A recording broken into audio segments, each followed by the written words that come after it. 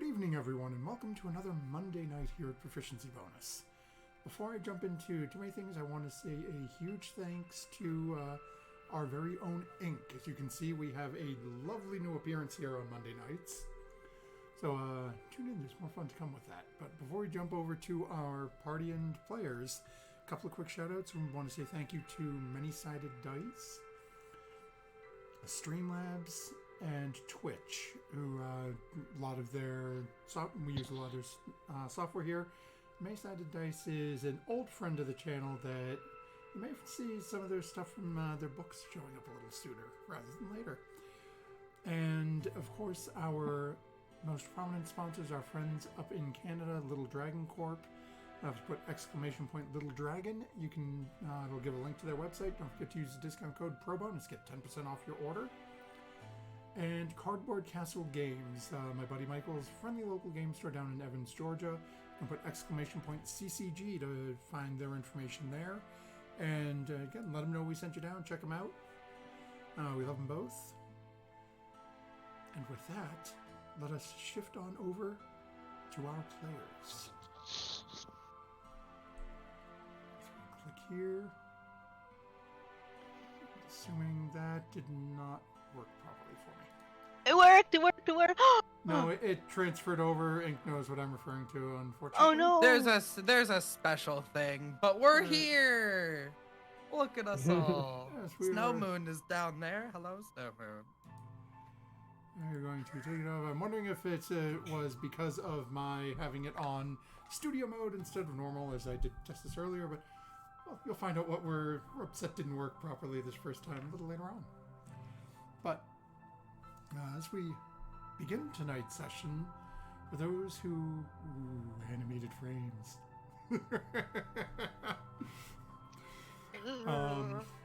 Sorry, we're having a little fun with this.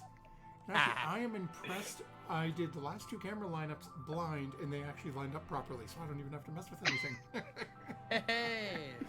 Nice. So, our party was out in the boonies at a strange little gnome-filled village or town down south, heading on their way to Baldur's Gate.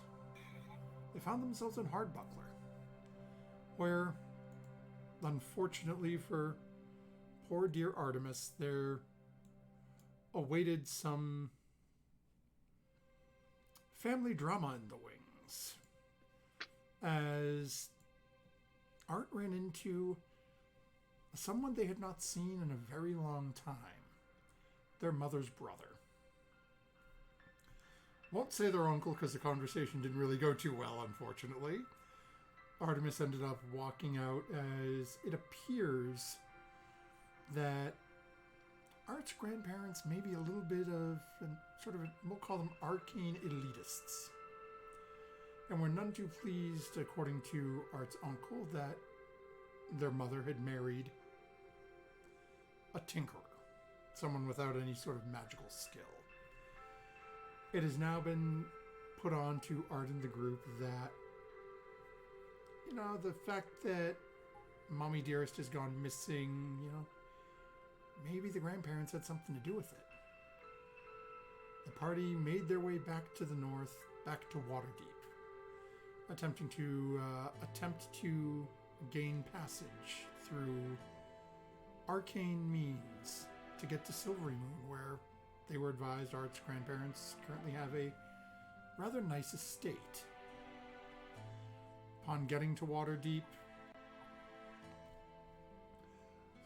Art was sort of pulled aside by a strange individual who advised them and was a member of the Harpers and invited Art to join, and also advised that the Harpers had ways to transport around areas. Mentioned that that the leader of this individual's current chapter, a gentleman by the name of Crowan Valharo, happens to reside in Everland, which is just south of Silvery Moon. The party went back, got a room at a local inn, was basically deciding on their plans. It seemed Art was going to take a look at a book learn some more information about the other rings. I apologize, Sarah and a few others were making plans to visit the Temple of Ogma, the largest library in Waterdeep. And that, my friends, is where we pick up tonight's session. And so the story is yours. You are all still gathered together, just getting ready to sort of parse out and go about your separate ways.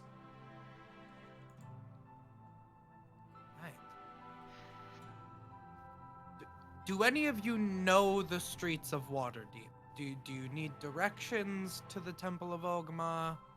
Have any of you been here before? If you give me directions, I'll be fine navigating. I haven't. Well, for the most part, if you can get a dray like we took to get here, they'll pretty much be able to navigate you anywhere. It's mostly about knowing what ward everything is in. And since it's a temple, they try to keep most of the temples in a general area, so... I thought we were going to a library. Find one of those fellows that can pedal me around on a bike. There are, I believe, some personal carters, but it's going to be a lot better to just take a dray. Sarah, as for your question, the Temple of Ogma is indeed both temple and library. In fact, it is... Ogma is, and those who follow are very studious, so it is a multifunctional building. The library is open to those outside of practitioners, though, I believe. So you should be fine. Isn't this the one you met back in Seawolf when you absconded with those books? You told us you had that weird vision. Is this not the same person, Ogma? Yeah, Sarah. Directed at Sarah.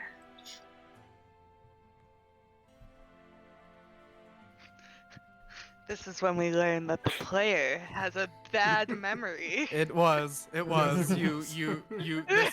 This is a temple to the one that you had a vision with. Okay, I've been remembering his name is Ugma, so... Ogma. Yes. No, that was Ugma. I look over. Do you have your bag on you? Because I remember you pointing out your... Yes. I point at the symbol, like, does this match up with what you're talking about, Murdoch? That is, I believe, the Temple of Ogma. Or the symbol of Ogma, yes. Well, that is good to know. Isn't it such a serendipitous coincidence then? That where you're wanting to go is, perhaps it's fate. Sorry. I don't. There's very clearly eye widening when you say fate. No, Murdoch's laughing. Murdoch's like, that's a little joke. You sure are funny, Murdoch. I'm library, temple, going. So, where we're going, the library, is there, something specific you were looking for? Yes. Are you going to tell us what it is, so maybe we could help you out? Many hands make light work.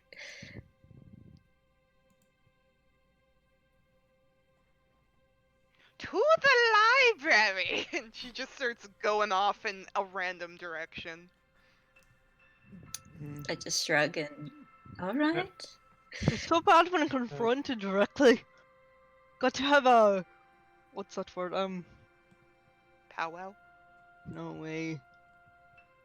When you're trying to cut someone off from drugs. Intervention! Intervention?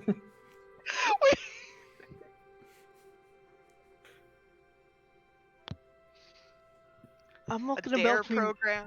Yeah, I'm looking for information about my rock if you guys wanted to help with that.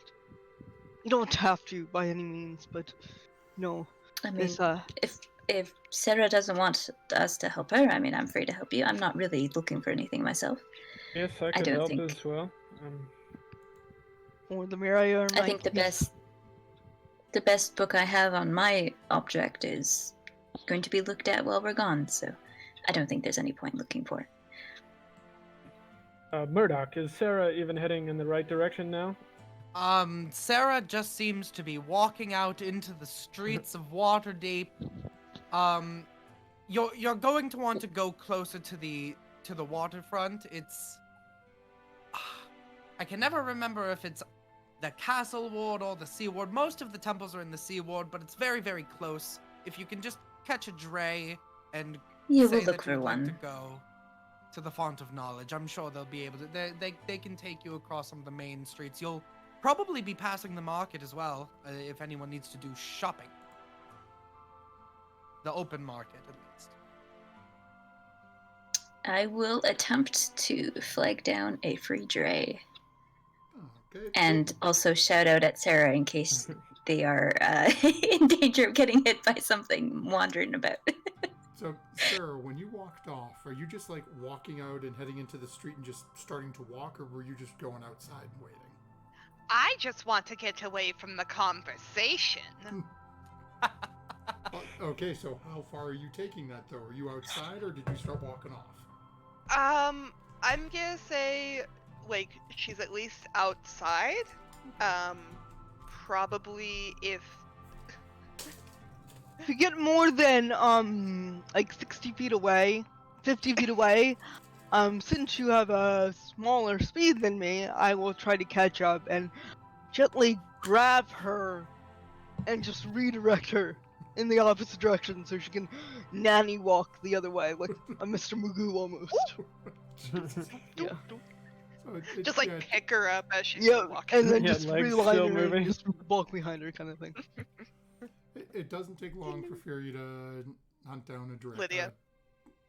No, Fury. No fear. Oh, I'm hunting down the dray. To flag down a dray. Eventually it pulls over, and again, much like Murdoch had advised you just a little while ago, it's only a couple of copper for a ride, if anyone has any copper. The last dray rider, you got quite the tip. I think we all just have gold. I think you might need to go get some change because one gold piece Yeah. is literally 100 dray rides. Or copper on me. Oh, you've got copper 13 on? silver. Yeah, 4 copper, 13 silver. So, okay, it's Lydia, Furia, Sarah, and Snowman. Are you going to the library, or are you hanging back? Or are you doing... Yeah, I was gonna join at the library. Okay. Yeah, so you've got 4 copper, you've got enough for the ride there. So eventually the 4 of you get on, and yeah, Murdoch's correct. Is they basically what they end up doing is taking you down. Basically, you fall along the high road a little ways, start curving back down through Bazaar Street, and you can hear the open market just to the north of you. And various different people calling out their barkers, yelling out for different products. A couple of, small, like, almost like random just food vendors, little things you can pick up and eat as you're walking around. But eventually they continue along that way, and eventually it sort of veers off sort of to the left. And as you're heading that direction, all of you sort of in this dray, as you're looking as it's starting to take a turn, you actually notice something a little ways off and in the distance. It's a rather large, somewhat imposing looking tower. And it has, but Lydia, your first thought looking at this is it looks almost like it has like a large sail sticking out of one section of the back of it. Sort of almost like a half circle crescent shape that you can see off in the distance a little ways. I don't know what a dray is. Think of it as a double-decker carriage, basically. Oh, It's Waterdeep's public transit system. can I ask someone else on the dray, what that building is over there? Yeah, you went over and look, and it's a very sort of timid, elderly-looking person. He's like, I know. Oh, that. Looks around sort of conspiratorially. Blackstaff Academy. They get into all sorts of strange people in there. I had a friend of mine go in there once. Came out as a newt. A newt? A newt. Did she get better? Eventually. Had to go see the clerics, though. Turned your friend into a newt? Well, thank you. Something to check out, I guess. And as you're talking with him, the dray sort of pulls over a little bit to the side, and the person hops out. You can see they seem to be making their way over. You see a little ways around the corner from where the dray stopped as this elderly gentleman's getting off. You can see what looks to be a fairly decent-sized building, large sign on the outside of it with what looks to be a blue gemstone image on the sign. And Dre takes only goes up probably about another 150, 200 feet, and then stops again, and the person looks back at the group of you. Okay, here we are, Font of Knowledge. Thank you. I'll give him his copper, and we'll all leave. You guys. Yep. As you guys walk out, and you can see a... Let's see what I had put down for this here. Okay. So, as you start walking up to this, the first thing that you notice is, as you're heading up these stairs leading to the front door, you see that there are two reliefs carved into the front doors of this building. And it's basically the same scroll image that you've seen on the small pendant that Sarah has. As you start to walk up and start to swing open the doors, and Lydia, as you start to walk in, the first couple of things you do is that very sort of familiar, I guess not like that, those sort of like clerical type of scents. You can smell incense. The slight like sulfur or smoke from candles burning.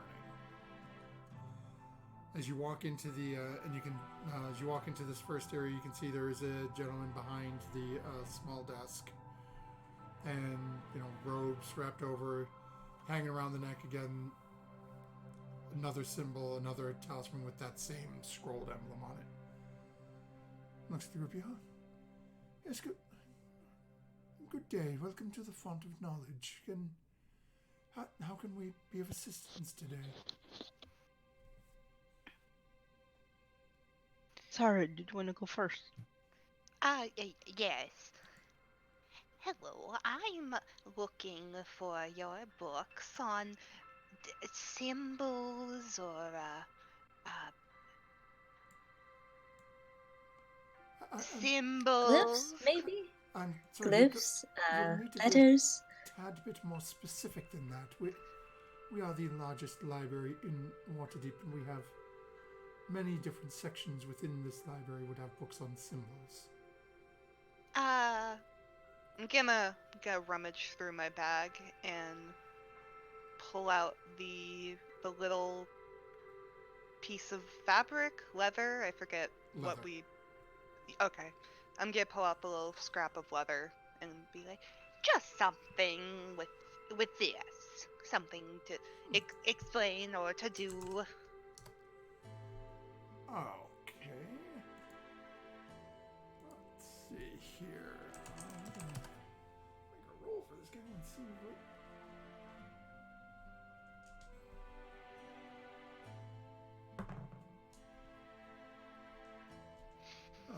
Okay.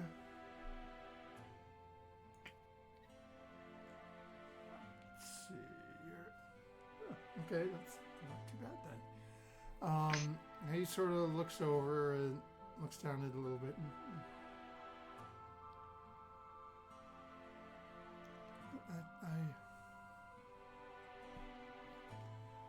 I hands it back over to you, takes out a piece of parchment, starts scrolling some information down on it.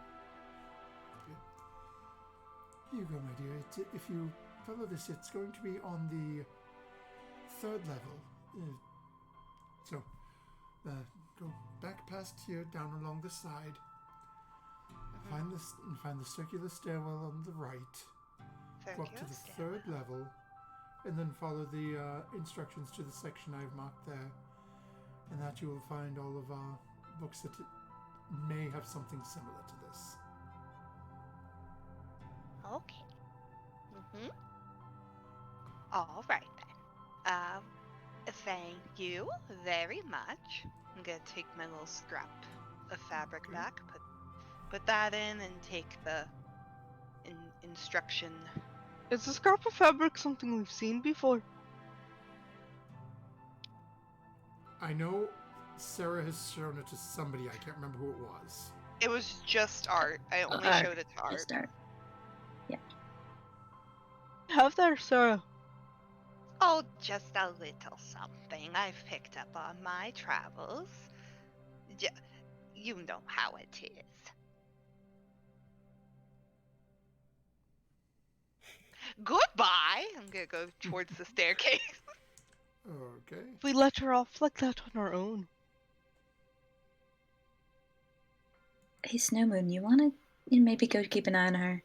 Yes. I believe Lydia has her own thing to look up. Sure. I'll take off and. Okay. Yeah, you're rather quick, and she hasn't gotten very far as of yet, so it's easy for you to catch up to her. I have 25 feet of movement. As the two of them are heading off, the governor looks back at the two of you. What was there something the rest of you needed? Put in rocks. I'm sorry, rocks? Are you talking like the study of stone you take out of the ground? Yes, quite. You see, I have this here pendant, and I'll take it out from under my shirt, and I'll say, I'm not sure exactly where it comes from, this type of stone. Okay, Or if it means anything in particular.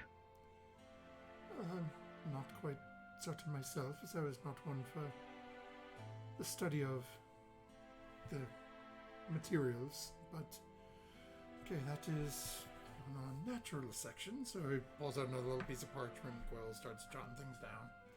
Okay, so you're going to go back down along this side. It's going to be down. You'll see eventually you come to a spot where the corridors sort of branch off to the left and right.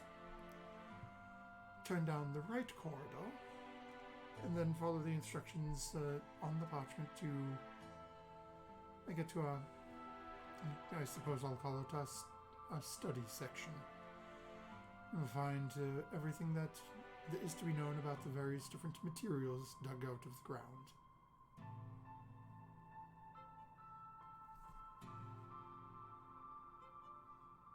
Okay.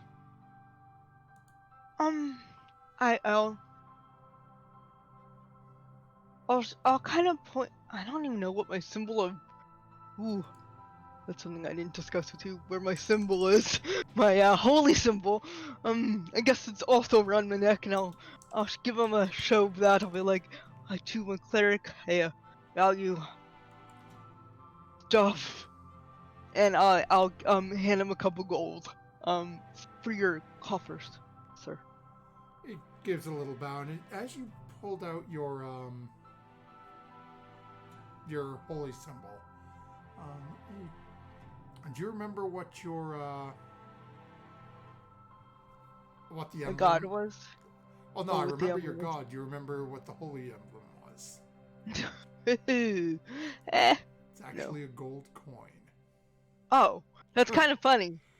So as you sort of pull it out and say you're a cleric, you watch as his eyes sort of squint and really sort of stare at the holy emblem that you put in. He puts it away and then you hand him over the coin. He says, "May the blessing of Ogma go with you. It's always nice to see when someone is willing to donate." I'll nod back and start on my way. Okay. And Fury, you said you were following along with... I actually have my own request. I'm hoping mine will be a little bit easier. I'm looking for something about the history of the Zentarum. Should be able to... Since we do have books on, well, I suppose we'll call them the factions that are more open with others. So that's actually if you follow your friend here, but when she comes to the section and she's turning one direction, you go the opposite, and it's going to be the first row of books on that side. You can find information on the protectorate known as the Lord's Alliance, what limited information we have been able to obtain about the Hoppers and the Zentarum, as neither of them are extremely forthwith with their information. There is also a fairly large selection on the Emerald Enclave. And we are starting to learn of a more localized group. Something about an individual called Xanathar, but we don't have much information on that yet. I'm just going to nod along like I know what all these people are, and I'll thank him and go off to my section. Okay, so as our party has sort of splintered even more now within the library, we're going to jump back over to the inn, to Murdoch and Artemis. As, if I recall, you guys are poking around a book. Yes, Artemis, you were able to get that spell copied into your spell book. Do you have everything that you need to do it again? You tested it out at home. Yeah, I suppose so. I should be good to go. I'm not going to be able to read what you say. I was thinking perhaps I have Furia's notes here that have been left with me. And then I was thinking perhaps as you read, if you read out loud, just quietly, I can transcribe what you are saying so that we have a copy. And then maybe we can work together to see if this corroborates with anything that Furia has told me of your travels thus far. Does that sound good to you? Yeah, that works. Okay. You still will be able to read the things that are in Abyssal, though, correct? I will be able to read what languages I know, which was the section in Abyssal and Infernal. So I would suggest that we start with the sections other than those. I've already made a translation of those to the best of my ability. Oh, well, okay. Sure. Okay. They will cast Comprehend Languages. Okay. So, for me, folks, this is going to take a couple of moments, but I'm going to give you guys basically the rundown version, then we'll get a text document over for everything you learn. But, so as you cast it, a minute to read one page. As you cast it and you start placing your hands on the book, Artemis, you start all of a sudden this first section you're looking at starts to make sense. This, and I'm not sure whether or not the spell tells you this, but I'm going to. The first section you're reading is an Aquin. And it describes a ring of cold fire. It tells how the runes inscribed on this ring seem to be indicative of frost and snow and freezing water. It lists that the ring itself gives the ability to cast certain spells out of it. It mentions Wall of Water, Cone of Cold, and it says that there were other abilities within the ring, but the wearer had not had the person writing this had not had a chance to explore all of them. But it does specifically mention Wall of Water and Cone of Cold as two of the spells that the ring gives the individual the ability to cast.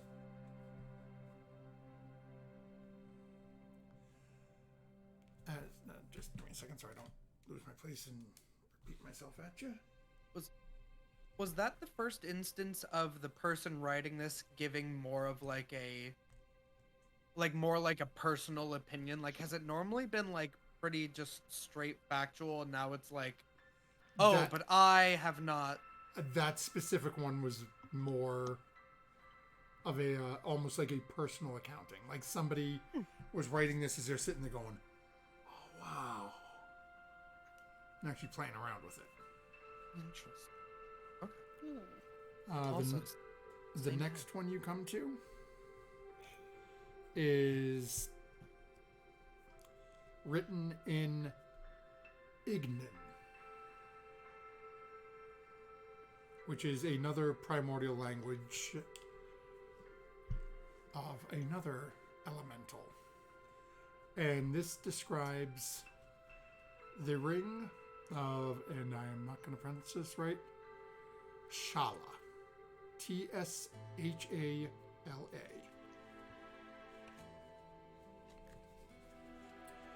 And this describes a ring of very powerful flame and basically flame, fire. It seems to be a very elementally driven ring. It gives the ability to cast Fireball, Wall of Fire, Delayed Blast Fireball, and Meteor Swarm.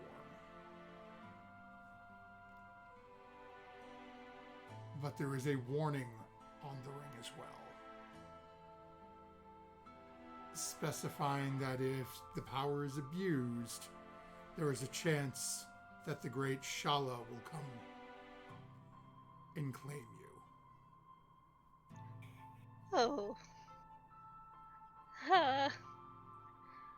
Okay. I'm sorry, Art'll Artemis. Did you say claim you? Is that what you said that it said? They're gonna blink a couple times, kind of squint. Yep. Yep. That's. Uh-huh. Do you know of a being called Shala? No, but it just sounds pretty, scary.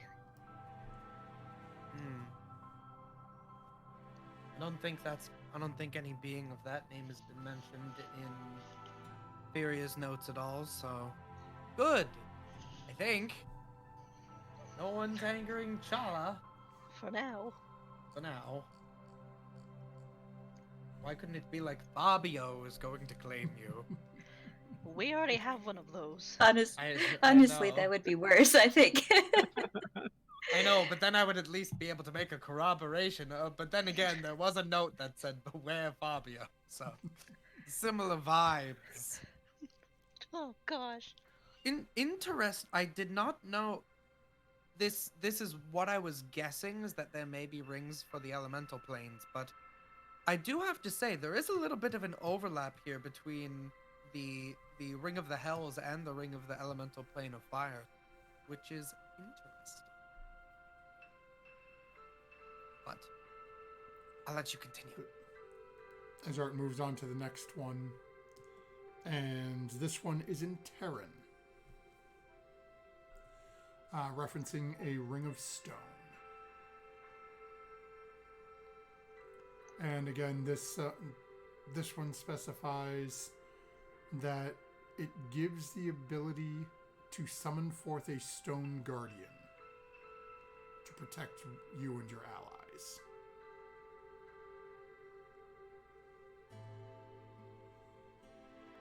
It does also specify in that it can only be done once per week.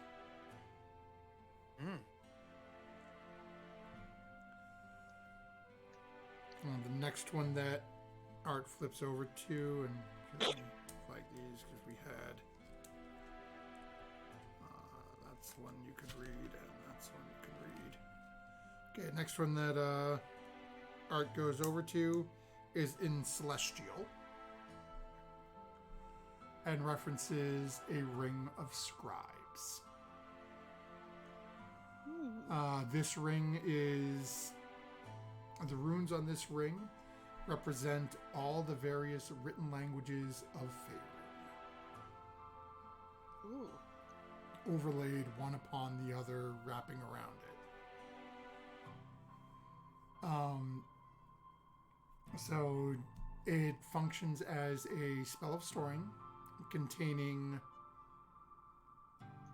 2 castings of 5 spells. Unfortunately, the information you're reading does not include what spells they are. Well, I should say beyond comprehend languages.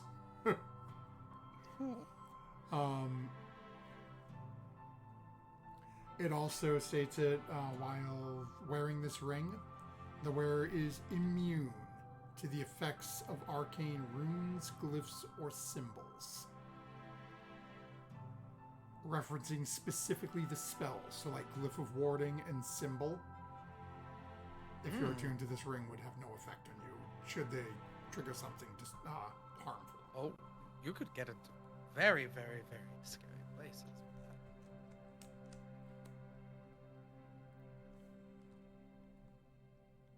I know many Warlock clients that would probably love to have one of those. Wait, what does that mean, though? Warlock Immune? clients? No, immune to the symbols and wards and things. Probably that wards are meant to ward things off, and I'm guessing if you're wearing the ring, you are not warded off. Oh. So it's a ring of trespassing on magical people's properties. You know, that is not entirely incorrect. A ring of trespassing would be quite on the nose, I think. Just so I can understand it, I'm already translating a bunch of languages. My brain You're hurts. doing wonderful. We have Hells, the Abyss, the Fire Plane, the Earth Plane, the Water Plane, and one of the Celestial Planes.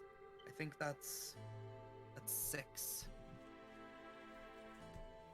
And as you flip over to the last section, and forget I have drawn a blank on what the name of this language is because I can't read my own dang shorthand. Sylvan? Here. Is it Fable? No, wait, we know that there's nothing in Sylvan.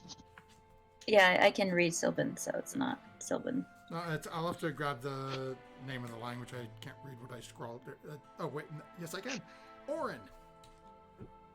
Air. And as you're reading this one, let me jump over here. Okay. As you're looking at this one, the descriptions on it, it looks like the basically the runes and the ornamentations on the outside of the ring look to be feathered wings in flight. As well, someone says that the word or name Anathus has been carved into the band, but whomever's writing this believes it was carved by someone who found it. It doesn't seem to have anything to do with it. Descriptions advises that this ring has the ability to allow people to see in the dark, so long as the ring is worn by them. Once a week, this has the ability to turn into a large flying gargoyle. Again, to protect or do its owner's bidding. Wait, the ring turns into the gargoyle? Yes. Okay. We're just making sure we're not turning into gargoyles, okay. I want to be Brooklyn. Passive. Wow. And then, Sure. let's see, is there anything else on that? Should anything happen to the gargoyle, or if the gargoyle is exposed to sunlight, it immediately is destroyed, and the ring will appear again on the individual's finger. All right, Artemis. We know the rings of power.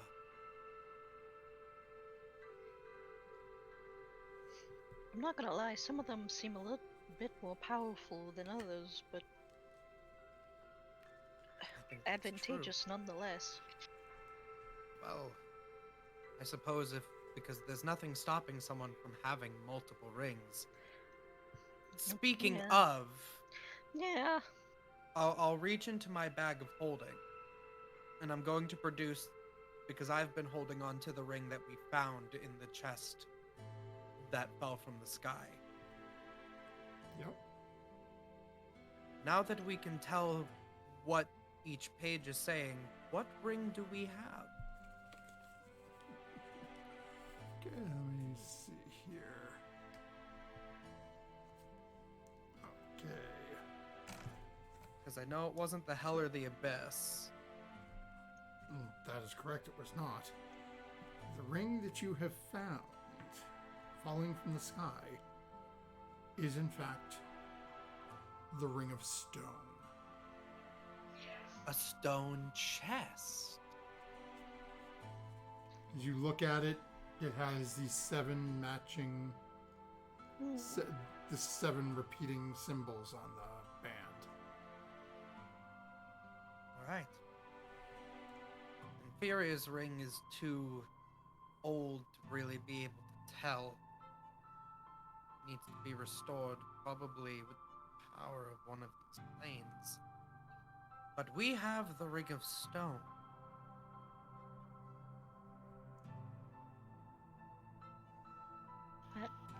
Not gonna lie, I kinda wanted the fire one, but there was also like a spooky, maybe primordial demon attached to that one, so maybe it's good that we don't have that one. I mean, this one didn't say anything about curses or someone is going to claim you or anything like Yeah, that. yeah, no. Considering our reputation, no, it's probably the safest one. Right. Well, I don't think there's anything necessarily that corroborates with things you've interacted with before, but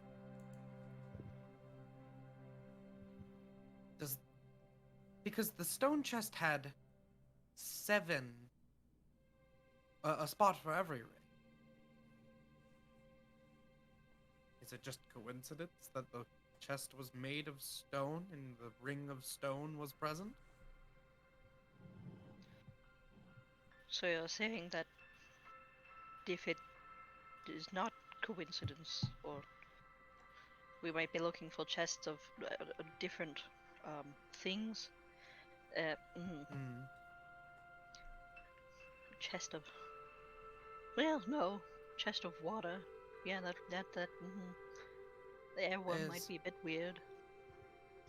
The only thing that interests me then is it does create a creature. The ring becomes a creature. And I wonder if we were able. I like to talk to people. I think that talking to people helps you learn a lot. And I do wonder if perhaps if that gargoyle is in fact the ring, we would be able to Ooh. speak with it and learn more. But I don't know. If it has I don't think that's the intelligence. ring. I think we have the other ring. Just saying. That's the Stone Guardian. That's the Stone Guardian for air. before That's you go right. out the Oh, creep without a paddle, just little voice in your head. That's right. The Stone Guardian is air for some reason. Earth is other things. No, I thought Terran What? was No, someone Yeah, Terran so Stone is- Guardian. Yeah. The ring you Terran have is is the the ring of Stone Guardian. stone, and it turns into The a ring we Stone have is the- Guardian. In ter- The one you're Yeah. thinking of Same is the stone. same logic still applies. Perhaps we could talk to the Stone Guardian, not a gargoyle. Yes. Stone Aw. Guardian. We don't have a gargoyle. However, Find a ring. perhaps that is because that is there's a long recharge on that or something. So, but now we know. Do we know how to summon it? I would imagine that wearing the ring will at least be the first step. I don't think this is the place for it, though. Especially with most of our party not here. Yeah. Yeah, and Artemis, you would know from reading through it, with the level of power these things are describing, that you would need to attune to them. And once attuned, that whatever specifics activate each ability would be Oh, made okay. aware of to you. Or likewise, if you took the time to actually cast an identify spell on them, then you would gain anything you didn't already know. Well, you should find out. It is quite funny that we are in the city of Waterdeep when we learn this, as I know we haven't gotten too far into the city, but I'm sure you've seen perhaps some of the very large statues that are dotted around Waterdeep. They're very, very, very, very big. They're called the walking statues because, though they haven't in quite some time, I believe, they can just sort of get up, move somewhere else, and in this city's history, I believe, have even been called on to defend it. So if this is something of that nature, that definitely counts as disturbing the peace. So, Okay. this is something for a later time. And I put Yeah. it back in. Dylan really wants to do it, but Murdoch is a responsible person and will put it back in the bag of holding, unfortunately, for now. Okay, so But as that is wonderful. we will pan back over to the rest of our group, and we will start with Sarah and Snowmoon, who have made their way up to the third floor and into the section you find yourself at after following the instructions, Sarah. Seems to deal with cults and I don't really want to say astrology so much, but you're dealing with things that you tend to hear people Like refer to zodiac? as like pseudo. Well, some things like zodiac symbols. I guess I'll call it. And again, You can this call is- it the these- occult. Thank you. That's what I was looking for. But you find there's sections on like different occult things. You find different references to cults themselves. Go ahead and make an investigation check for me. Okay, give me a second. The kitten has decided that all my dice need to be on the floor. Okay, roll a cat. If it lands on its Oh, back. I'm about to. If you get the cat to land on its back, that's a nat 20. If it lands on its feet, it's a nat 1. jelly side down. The devil's here. Okay. You strap a You piece said of toast investigation? onto the back of a cat and it's buttered on the top and you drop it. And then It'll just keep spin spinning. in the air. You said investigation, right? Investigation, yeah. There's right now you are Okay, just starting to so- flip through. You're basically now doing the old library search. For those of us old enough to remember the Dewey Decimal System, you're just sitting there.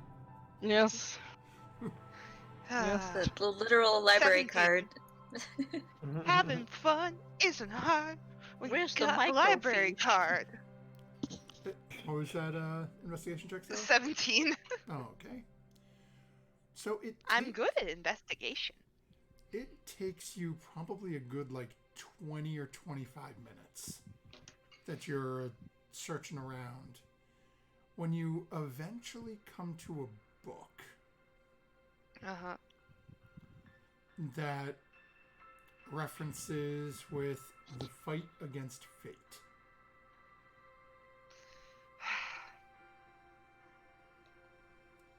And as Yeah? you pull it out and start flipping through it a little bit, it looks to be almost like a cross between a manifesto and a diary.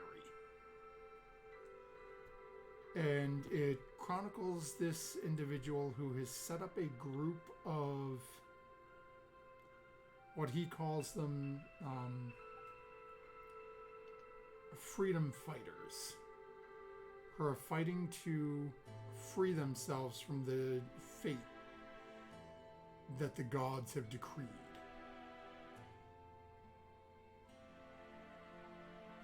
And as you're flipping through, and so eventually you get just sort of scanning by it. And at the end of the last page, you see that symbol. Looks to be drawn in a sort of ruddy, reddish brown ink color. But you recognize the symbol easily. Okay. So it just talks about the whole freeing themselves from fate and stuff it's like that. Fighting against the fates that the gods have decided for you. So as you're reading through it, it basically says you pop out and are born, and your entire life is dictated for you already. Nothing you do is going to change anything. Does the phrase "fate touch" come up? As you're flipping through it, you don't see the phrase "fate touched," but you do see the line "touched by fate" appear a couple of times. Okay. Is that in referring to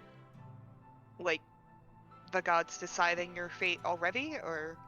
It's basically, as you're flipping through it, it's those people who are considered touched by fate are the ones who this individual claims the gods have already decided everything that's going to happen to you ever. Okay. It's reading through this, it's hard to... You're not really getting a good sense because it's written word. It's like trying to interpret meaning out of a text message. Okay. You're reading what they're saying, but you don't know whether or not this guy's saying, well, it's your fault because you're one of them, or, you need to team up with us and go after the gods. But you can definitely see that he is not happy with this sort of a situation. Who's the writer of the manifesto or diary? Okay, the author listed on it. Let me jump over to my note page here. I have really got to start using something more than 9 different Word documents here. Never. Then I wouldn't have to keep Die like switching men. between them. You should use the Word Anvil link I sent you. The individual's name on that appears on it is... Come on, where are you? This cannot possibly be that bad. Control F.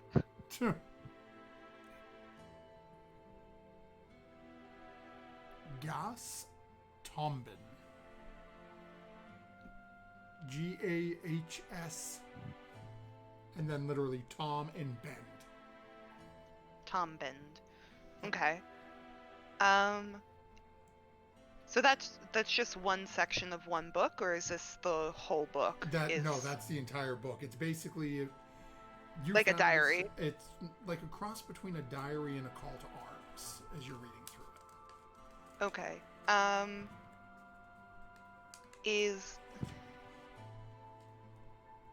Okay, so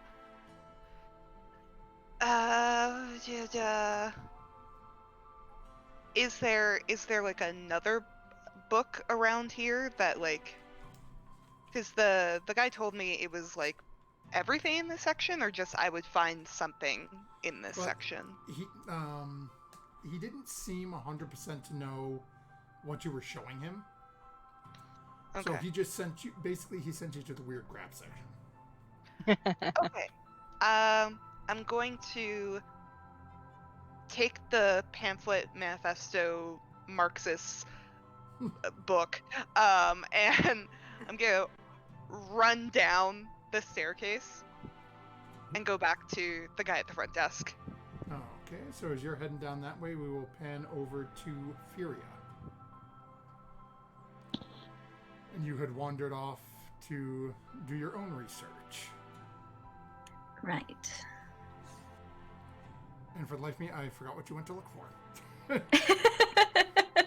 I want information on the Centaur, specifically talking about the dude that wrote the Ring book, but I'm not very hopeful.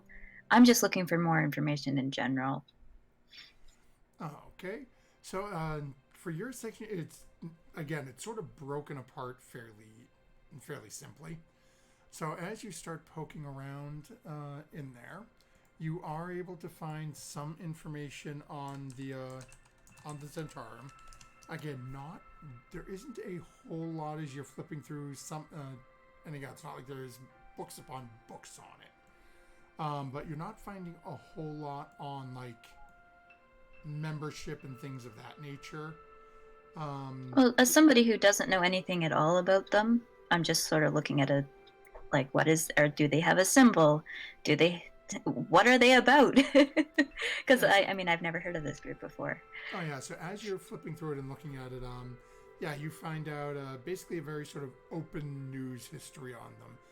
Once known as the Black Network, they were a mercenary company, and at one point were considered a mercantile organization in Faerun.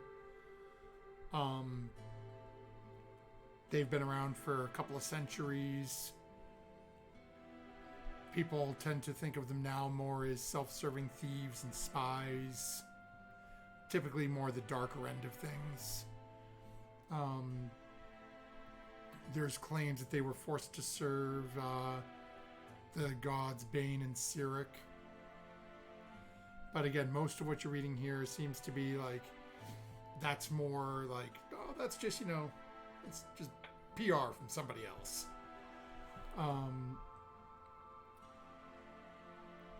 You do see that they do reference that their headquarters is out somewhere in the Western Heartlands. You do also find, basically in like the second page of one of the first books you're looking at, has their emblem, the flying snake. So yeah, I connect. Wait a second. The people over in Daggerford, well, it wasn't the little boy, but the boy that was selling the pies. Oh, I didn't know that. I was just told it was the Black Network, so that's interesting. But yeah, if there's no deep information, then I'd move on to see what the Harpers are all about. Since, I mean, it's probably the same amount of information, but it'd be nice to read it. It's actually even less. Oh, interesting. As you start flipping through it, it shows you, basically the information they have shows the image of that same sort of heart pendant that Artemis received. And they are viewed as the secret keepers. They are a secret organization that is only, somewhat secret. And typically they're viewed as dedicated to maintaining preserving good within it. And as you flip through little bits on it, there's also a couple of things that say they have some similar views to the Emerald Enclave in maintaining a balance between civilization and nature. And that's really about all you get on it. That piques my interest. So I'm gonna flip over to the Emerald Enclave because, like, wait a second, nature? I've never heard of these people before. I mean, I probably haven't heard of. That's not surprising, but what are these people about? Okay, let's see here.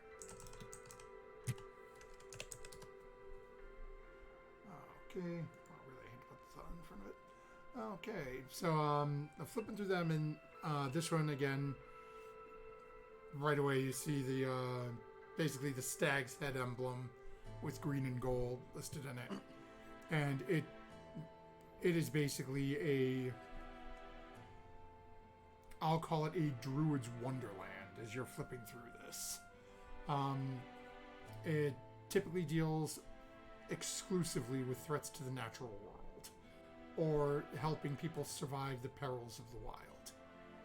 So you might be dealing with things like rangers helping caravans get through the wilderness where there are a lot of like dire wolves and other creatures that would cause problems for them, or a druid helping out a small village that's all of a sudden, our crops are dead right before a long winter, things like that. Their big beliefs are listed right in there are natural order must be respected and deserved. Forces that seek to upset the balance must be destroyed by any means necessary. And wilderness can be harsh. Not everyone can survive it without assistance. And who else does Kepler? She's not here. Kaplan Receive that died. Okay, so what we will do is our cameras have gone all wonky as we have just lost our... Oh, wait, we got our Kaplan back. Kaplan's back. Sorry. Furia. It seemed to be having a conniption. Okay. Well, what we will do is it's a few minutes earlier than usual, but we will take our break here as all of a sudden ink is broken into my house and is chewing on my pen. Oh no. I told you, first I started in your mind, and now I'm going through your house.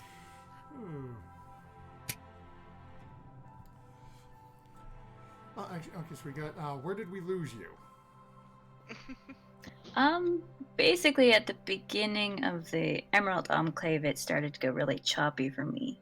Oh, okay. I was hoping it would recover, but it didn't. It just kicked me. So, basically, it's a druid's wonderland. Their main beliefs: natural order must be respected and preserved. Forces that seek to upset the natural balance must be destroyed. Period. And the wilderness can be harsh. Not everyone can survive without assistance.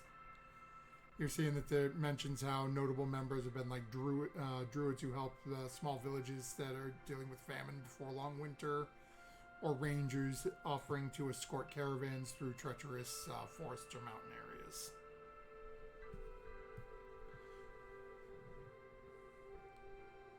All right. Got it.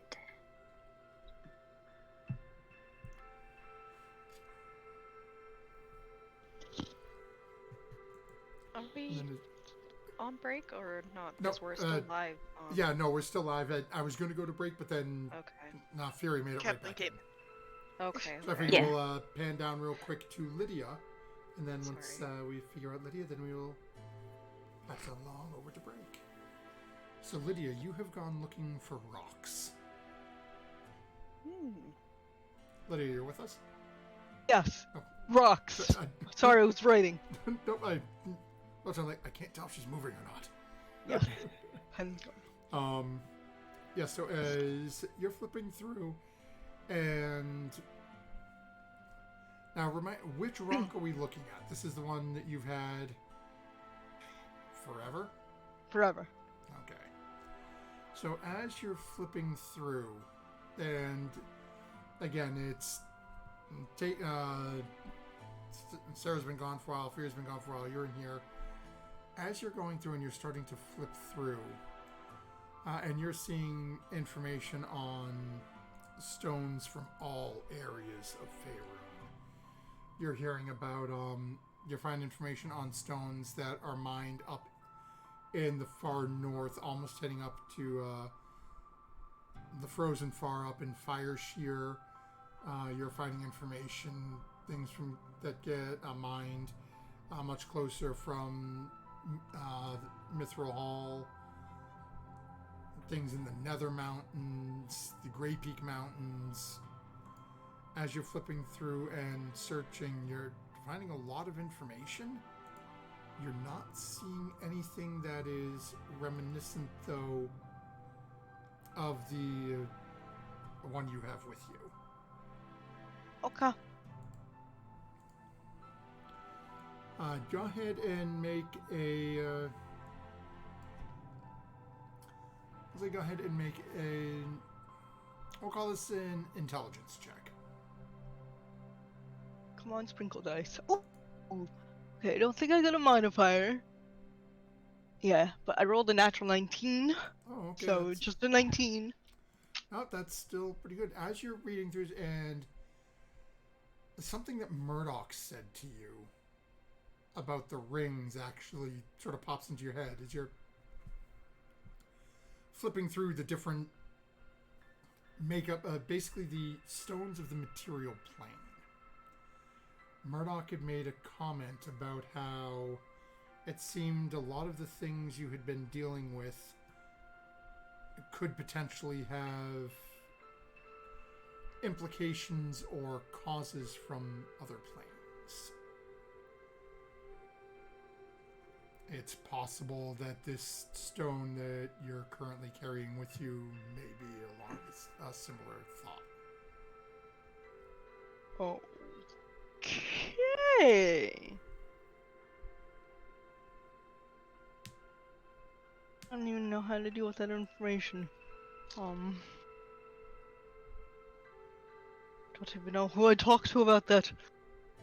Rocks from other planes. Rocks from other planes. I need an adult.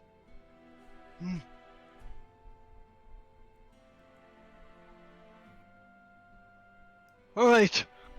With this idea, I will run back to the librarian as well, since I'll probably see Sarah on the way too. But...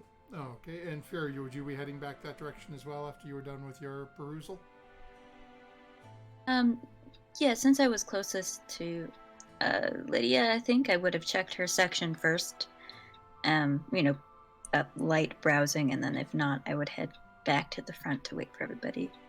Okay, so Can I just say I like how Sarah got a pamphlet manifesto for raving from a crazy person.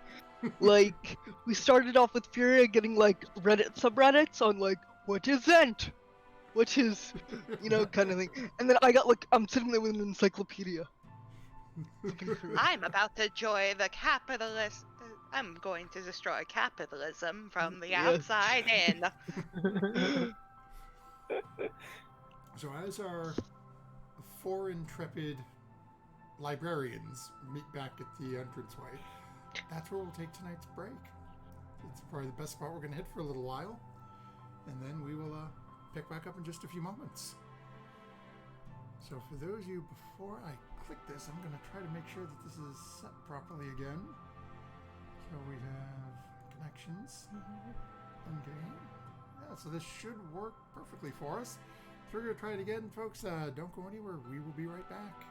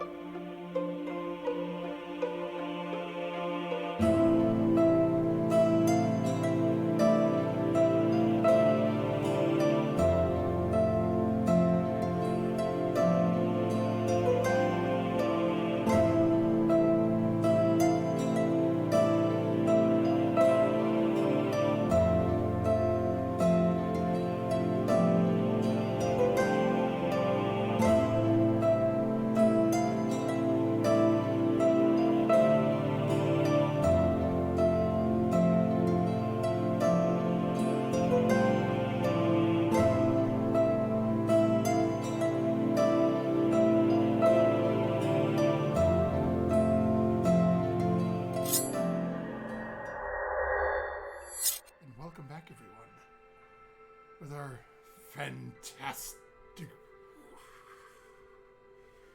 transitions Heck yeah.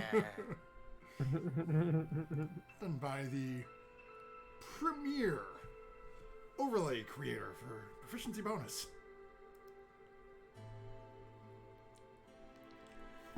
See, I'm supposed to look this way in order to look at him right on the overlay, I think. Hello. But we will jump right back into this here as our party is... Ah, there you go. Now you got right, Sarah. There we go. Yeah. Yeah, I looked at, yeah. I forgot that in Discord I'm near it. As Furia, Lydia, Snowmoon, and Sarah have all started to gather back in front of this librarian.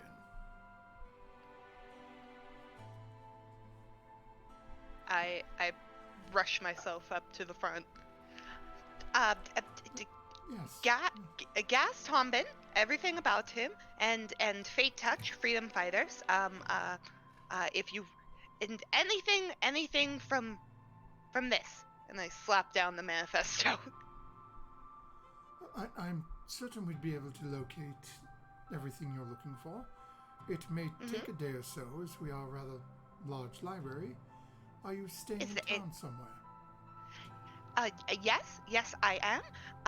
Do you have more right now, at this moment, that you have with you right now, right here? I can go get them.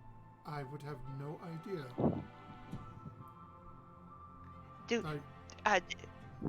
We would have to... We're staying at the Grey Serpent. Oh, okay. So if you would be so kind as to give me, say, until tomorrow, I can have some of the younger acolytes start searching for this specific author and like titles and have them prepared for you.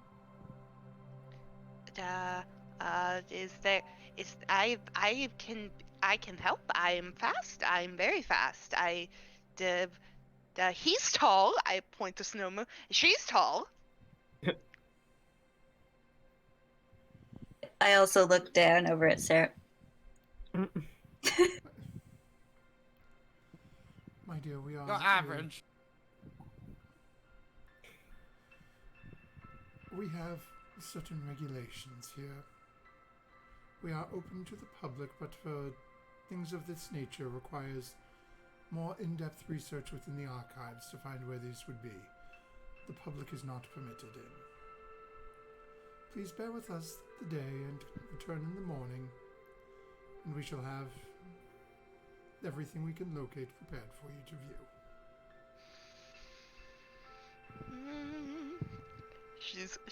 She's very clearly agitated, but is trying to hold back. Do you have an inkling of where things may be? Do you know off the top of your head? I gave you the instructions I knew off the top of my head, and that's where you found this. Does this fellow, and I'm gonna hold up my purse with my little brooch, could he help, possibly?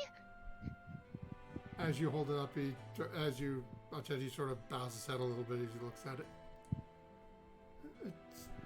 Yes, Lord guides all of our actions here. Good. Could we speak to him, please? He doesn't answer me all the time. I'm going back into the books, back where I came from at this point. As all of you hear that almost exasperated customer service sigh. I'd like to speak to the manager.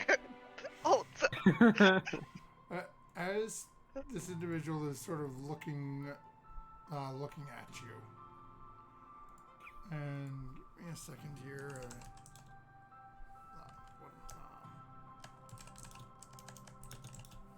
There we are. Let me grab it. He looks over at you. I am sorry, the high priest of this temple, Sandra the Wise, is currently performing services and is not present. If you wish to speak with him about trying to commune with... that you would have to wait until he's here. Is there a lower or mid-sized priest?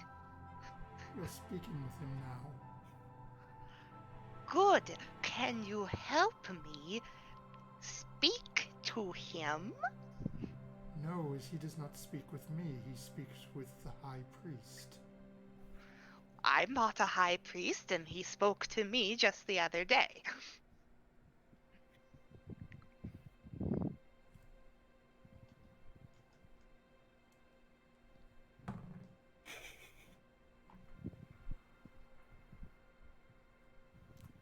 Lydia, are you still there or no? I am like halfway behind the bookshelf, halfway kind of not, just kind of eyeing up the front, about like 60 feet back. Okay, so you probably wouldn't be able to make out what he's saying then. Okay. But you can hear what sounds to be very angry and terse elvish words coming out of this individual's mouth. Oh dear. Whatever Sarah just said to him seems to have infuriated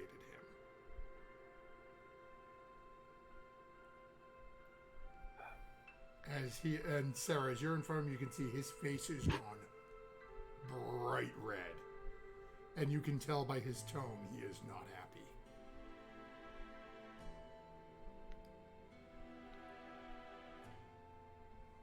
Is Furia still next to me, or are all of you back? I bailed as soon as you decided to ask for the manager. I'm probably about as far away as Lydia is at this point. I'm still here, though. I'm still here. I'm still watching, but I'm just nowhere to be seen. Yeah, so you're probably I in the haven't same moved. boat as you. I haven't moved away from the counter. You can hear angry utterances. You just don't know what he's saying, Furia. I am going to try to sleight of hand something if I could, since I'm kind of behind this bookshelf. Okay, what are you trying to grab? No, I'm trying to sleight of hand the spell. Actually, it's... Yeah, no, it's vocal antibiotic. Okay, I'm trying to sleight of hand the spell. Okay. What are you doing? I'm assuming it's your go-to? Yep. Okay. Petrify Halfling. Disintegrate! Yeah. Charisma saving throw. Okay. For Sarah. I was assuming it was going to the priest, but hey, Sarah works. Thanks. It's gonna be a 5. Okay, I'm gonna put it just within range of Sarah, so it's not hitting the fellow. And I'm going to make Sarah indifferent towards the person in front of her for the next minute. So Sarah, as you find your anger and frustration sort of fading away, there's a lunatic in front of you that is ranting and raving in another language.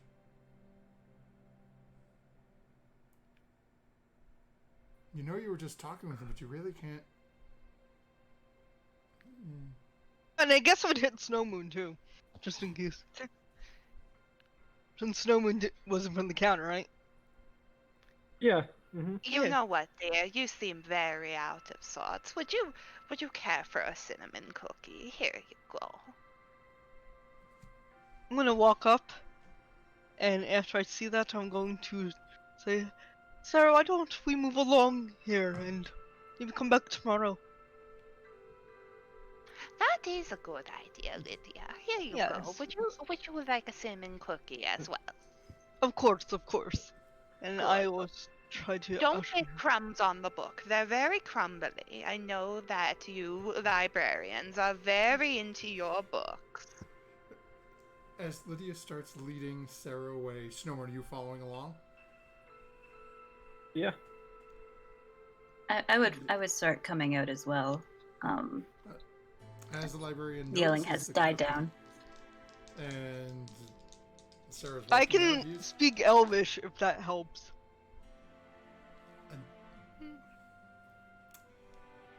You've heard many of these words before. Okay. It's Dad you've stubbed spent his a toe. lot of time on that boat. Yeah, sailor there's ship. Oh yeah, there's a few of Okay. them you haven't heard As- before. Ooh. As I pass the librarian, if he's not saying anything else, I will. I'm sorry, sir, for her attitude. Hopefully, we can calm her down, and she won't be as demanding tomorrow. And as you're coming out, I'm to say very that, he's sorry. picked up the cookie and he's thrown it towards Sarah. And as Sarah's, you and Lydia make your way out, you don't even notice, and here is he rolled horrendously. I gave him disadvantage because he's so angry. As it just sort of hits the ground and crumbles away. And as the three of you are walking out in fear, as you come out and say that, you see he's still red in the face, barely able to catch his breath. And just looks up at you. That thing won't speak to me, but he'll speak to that. Well, she has complained to myself and the people I'm traveling with multiple times that he doesn't speak to her when she wants to speak to him. So, be bolstered by that thought.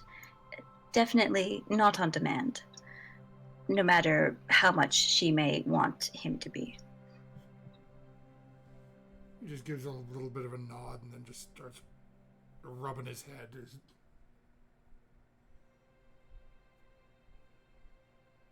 He sits down by Yeah, his I'll desk. sort of just nod to him and head out after. Okay, and the four of you are now back outside. What would your plan to be? What's your plan? I suppose maybe Murdoch would know. Do you think Murdoch would know? I'm gonna guess that like he didn't take the pamphlet from me, and I'm still carrying. Well, you had slammed it down on the counter. Okay. Maybe Murdoch would know. Murdoch knows a lot of people. So were we were just indifferent towards the librarian?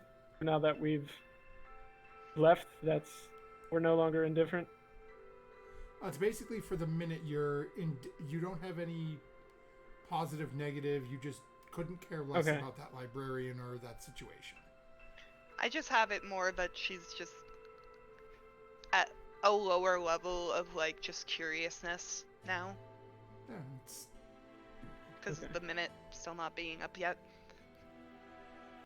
I'm doing my best to find as soon as I make it out, if they haven't found one, I'm looking for transportation back to the inn. easy enough. I'll to even get- grab a person on a bike if, like I said, a peddler rickshaw to ferry Gurney out of there don't as think fast we'd as all possible. fit. I Lydia, don't you think know we'd how fit. heavy you are. Just Granny, just get her out of here for now. Maybe. Okay, well, as you're guess. looking around, you do find a single-person rickshaw passing by. That you could I will give that person a gold and say, take care of her, and take her immediately onto. Where's the tavern called again? It's the Silver? gray serpent, silver Gray serpent. the grace- Gray, silver, I said it Gray- just a moment ago. I don't. Yeah, remember the what it gray was. serpent. silver serpent. Yeah, gray Oh, serpent. well, we said gray Okay, a I minute d- ago. I don't know. I was going with alliteration. And- What about the rest of you? Oh, We'll find something. Don't worry, you go on Bye. ahead. oh. So, as she takes off, as Greg gets taken off, it takes Fury about another 2 or 3 minutes to manage to find you guys a dray. And After the minute has passed, you suddenly hear shrill screeching in the distance. She'll poison me again for that. You Yeah, wait it's and not see. Poison. Good, quick thinking, Lydia. I did apologize to the librarian Oh, on good. my way out. eventually you guys get into the dray, start making your way back, and you're heading back to the inn to meet up with everyone where you sent Sarah? Yeah. Okay. Unless somebody has some shopping to do, I don't think we have anything else. No, Okay, I don't have anything. Murdoch and Artemis, do me a favor and go ahead and make a perception check for me. Okay. Dirty 20. 9. Okay. So, strangely enough, Artemis does not catch us. Murdoch, you can hear screeching getting closer. You recognize the voice. I see that Art is very just into doing some of our reading and just says, one moment. And I'm gonna get up. Huh? Okay. I'll be right back. I'm going to Got it. go. Okay. I'm going to go see what's going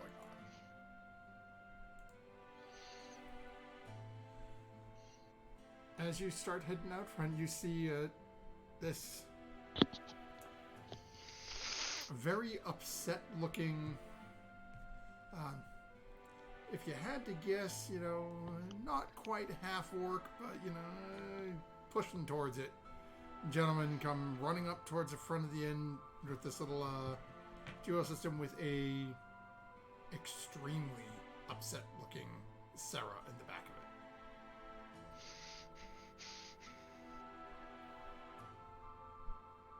Hello. How did our trip to the library go? Here you are, dear. Sorry about that. I hand him a cinnamon cookie. I get off of it. We're going to have to wait till tomorrow.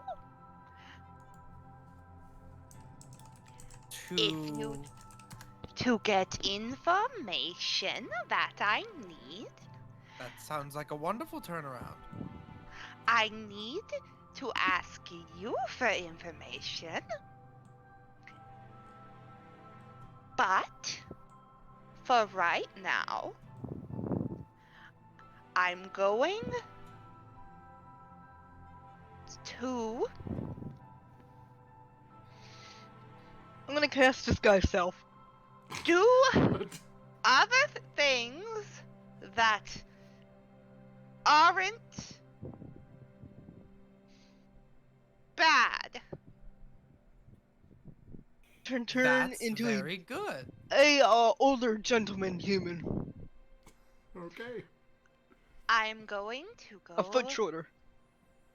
to my room. Our room. I forget who we're all sharing with. We put... Well, Lydia? obviously Snow Moon is on his own. I'm with Art. Yes. I think we put all the old I ladies think- together. I believe you and I are our room. I believe I'm Okay. with... Yeah, I believe I'm think with you you. guys ended up deciding to get a total of 4 rooms, one for Lydia, one for Snow Moon. Then we got Right. Murdoch and Sarah in one, and Art and Yes. Fury in the other. So, our Mur- room. Murdoch, is anyone in our room, or were you in Artemis's room? I believe I was in Artemis's room. Okay. Give me about 3 hours. Don't come into the room. And I'm going to leave you with... I'm going to take a little drawstring pouch out. Here is 40 gold for the damages. Good night, Murdoch. Well, wait. Should this go to the ink? Okay. Adds 40 gold. I'm going to go up to the room And I am going to pull out one of my daggers. And I'm gonna start. Is it like wood? Is there wood? Oh yeah, this In- is. Yeah, it's almost all wood. You've got some Okay, very is nice there, like- curtains hanging across. There's a couple of beds in the room. Artemis, you hear screaming and stabbing noises. But Can I I come back roll- to the room.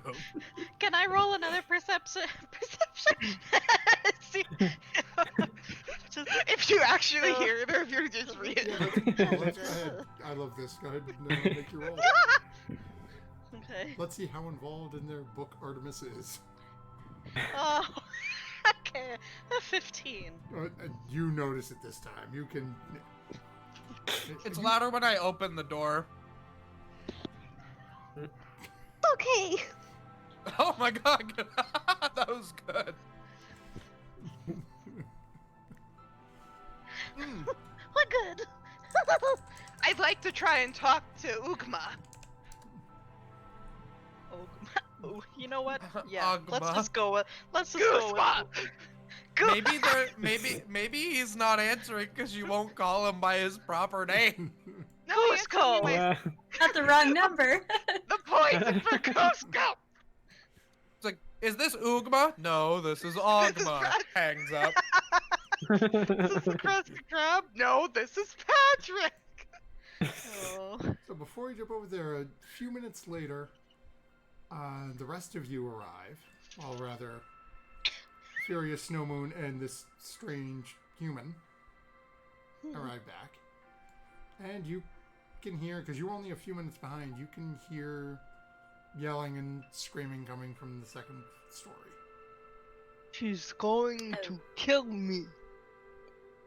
No, she's not. I She think- was being unreasonable. Very, very unreasonable. She's I don't know. unreasonable quite a lot, but this time she's actually going to physically do me harm. No, she's not. Is there another inn But- nearby?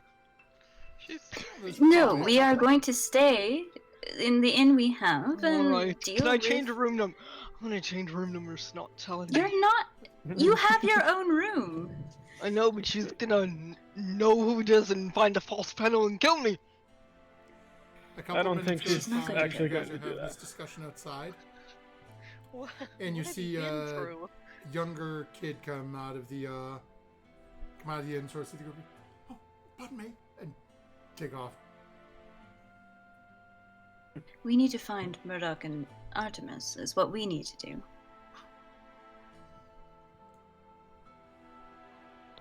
I go and knock on my room's door. Art, are you in there? Yeah, I'm coming. Where's Hello? Murdoch? Is Murdoch in there? I'm- Okay. I'm here. I take it that didn't go too good when she got back. I have no idea what any of that's about, but we've been doing some wonderful things. Well, just so you know how to deal with the screaming next door, Yeah, about that. we all went and did our own research on things, which we can share with you. But she came back talking about freedom fighters and some gas tom bend. It was very rushed. She was screaming. She wanted to know if the librarians could give her information on it immediately. And when the librarian told her that she would need to wait a day, she just lost her mind.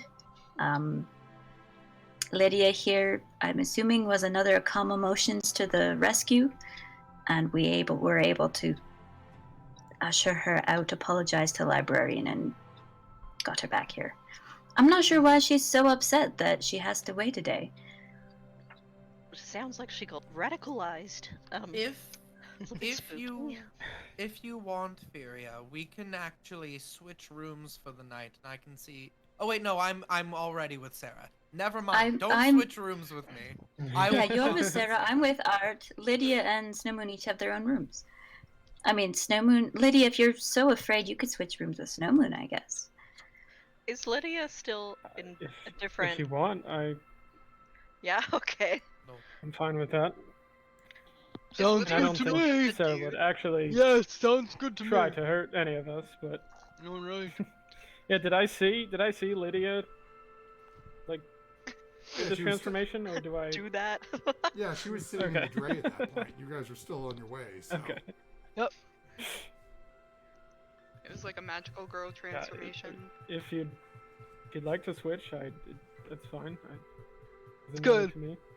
Okay. And I'll switch room keys with him, and I will hastily go upstairs and lock myself inside. Okay. Wow, she's taking Well, a I lot mean, of we can't. precautions.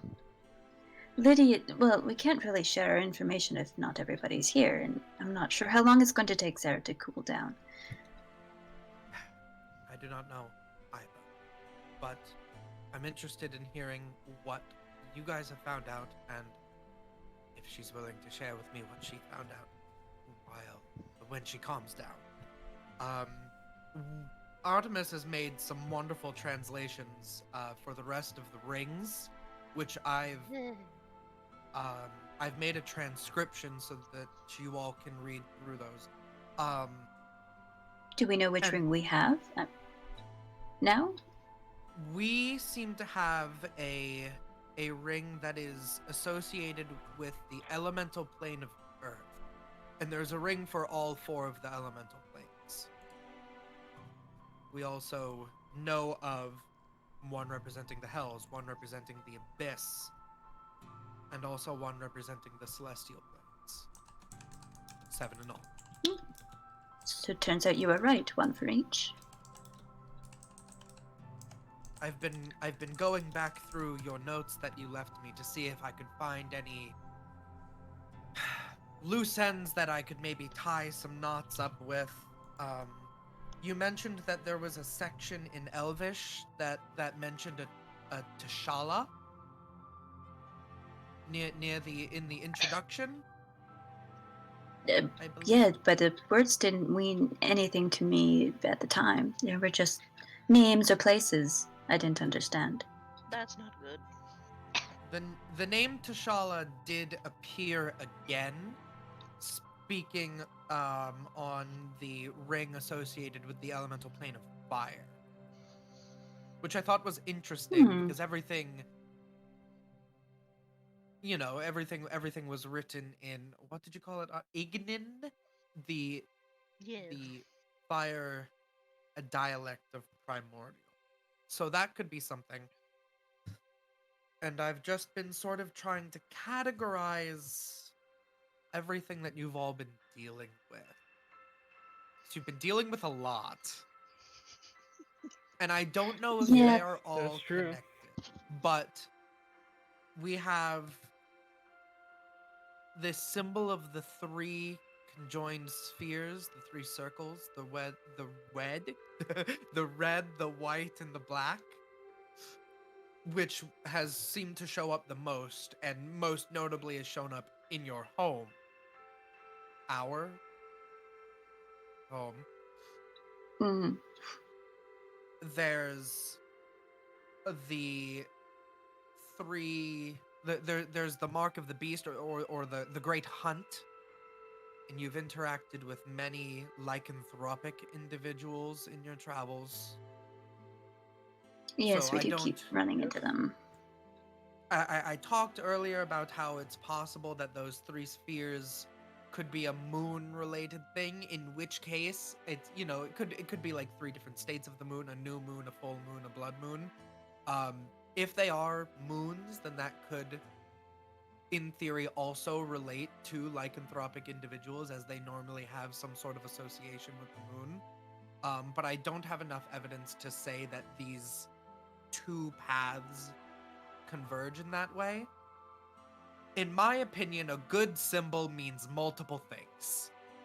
A good symbol means multiple things, and it seems that most of the time when this symbol shows up, it has to deal with people that are from places that you've never heard of, that have magic, or there is some sort of differing of worlds. And it could also, in sense, mean with their overlapped nature that this is a literal conjunction of the spheres, an overlapping of these spheres, realms of reality that are conjoining.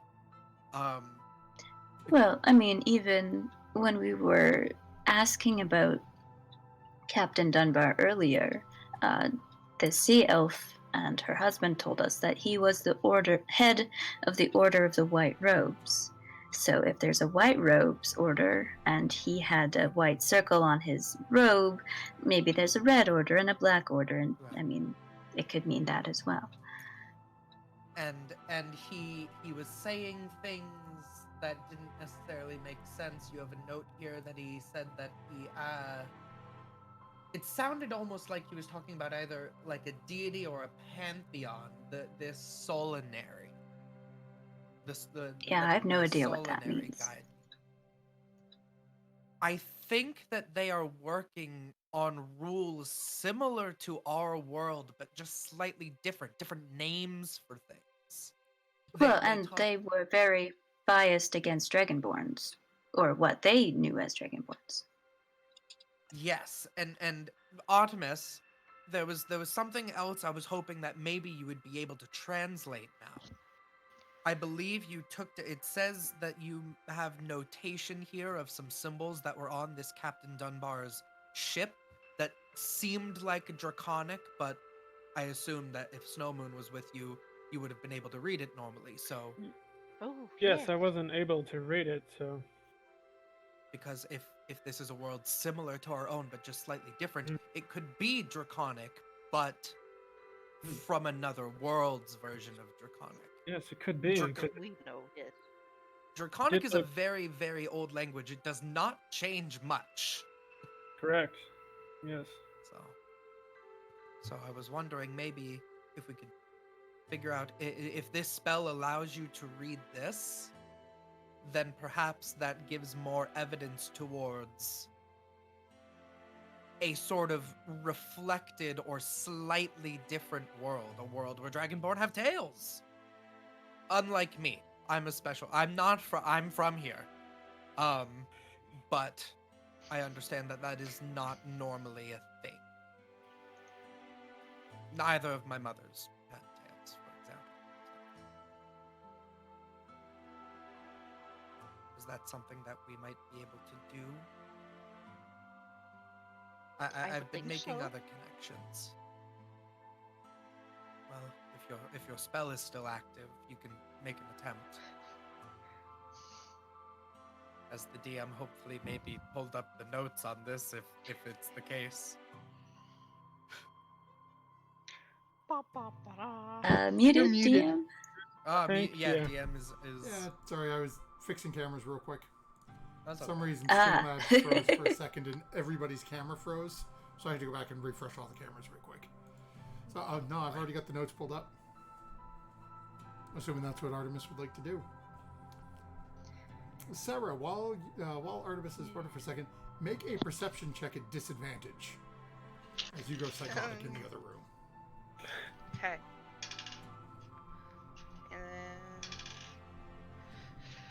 And perception at disadvantage, so 4 plus 2, 6. Okay.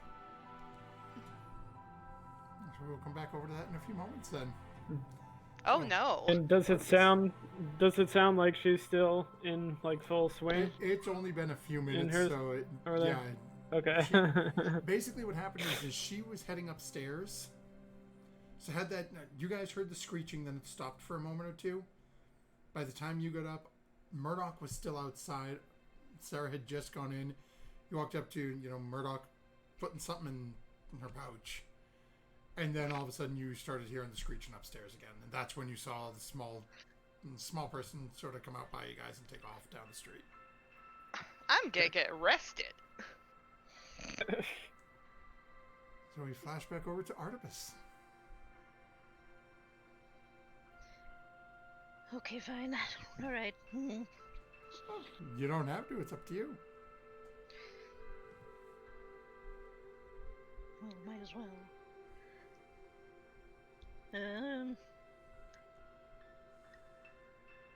Yeah, I'll cast it. I'll cast it again unless it's still up.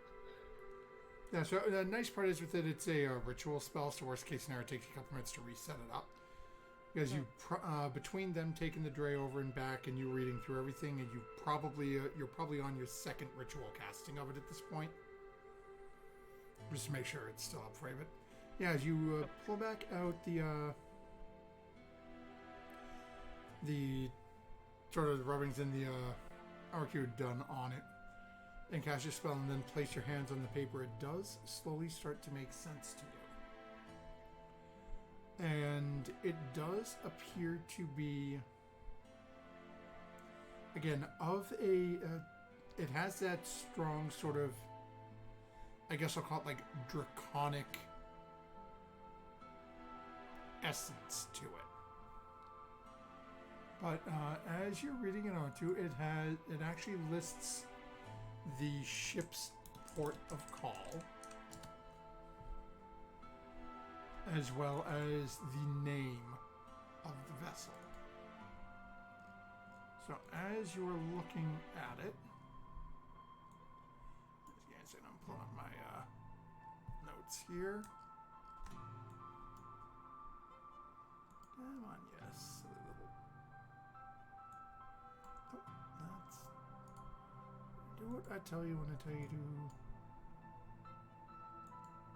Thingamajiggies. Okay.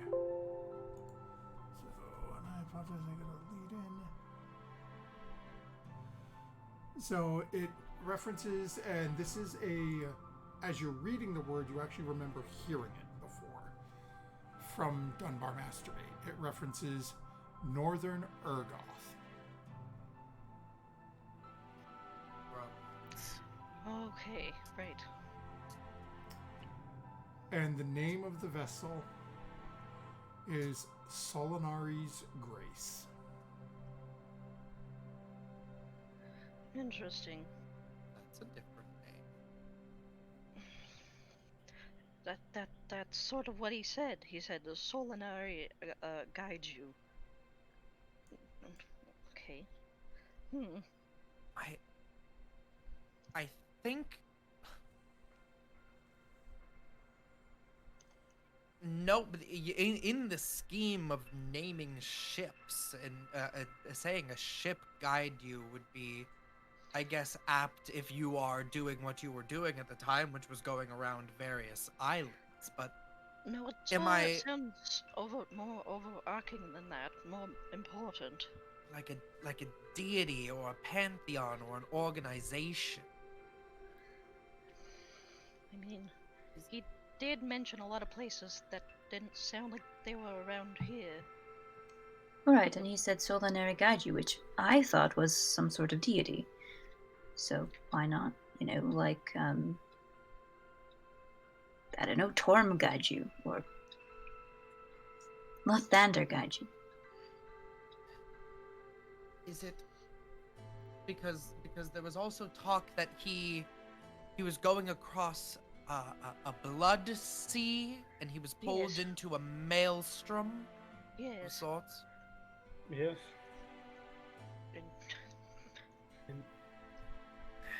We've His eyes look the same as Seclus's, not normal. I mean, that kind of runs with the whole theme of similar but not normal. Can you describe what about did they just feel abnormal?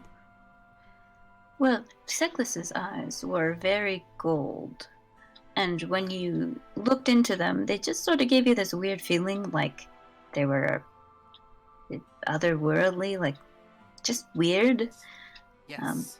Yeah, Captain Dunbar's gave you the same sort of feeling.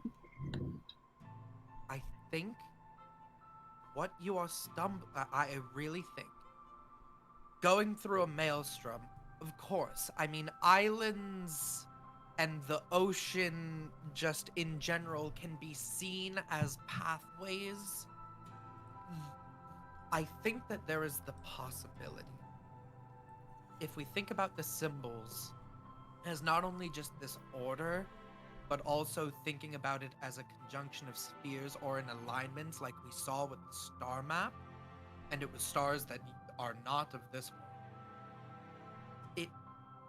I think that these people are a member of an order that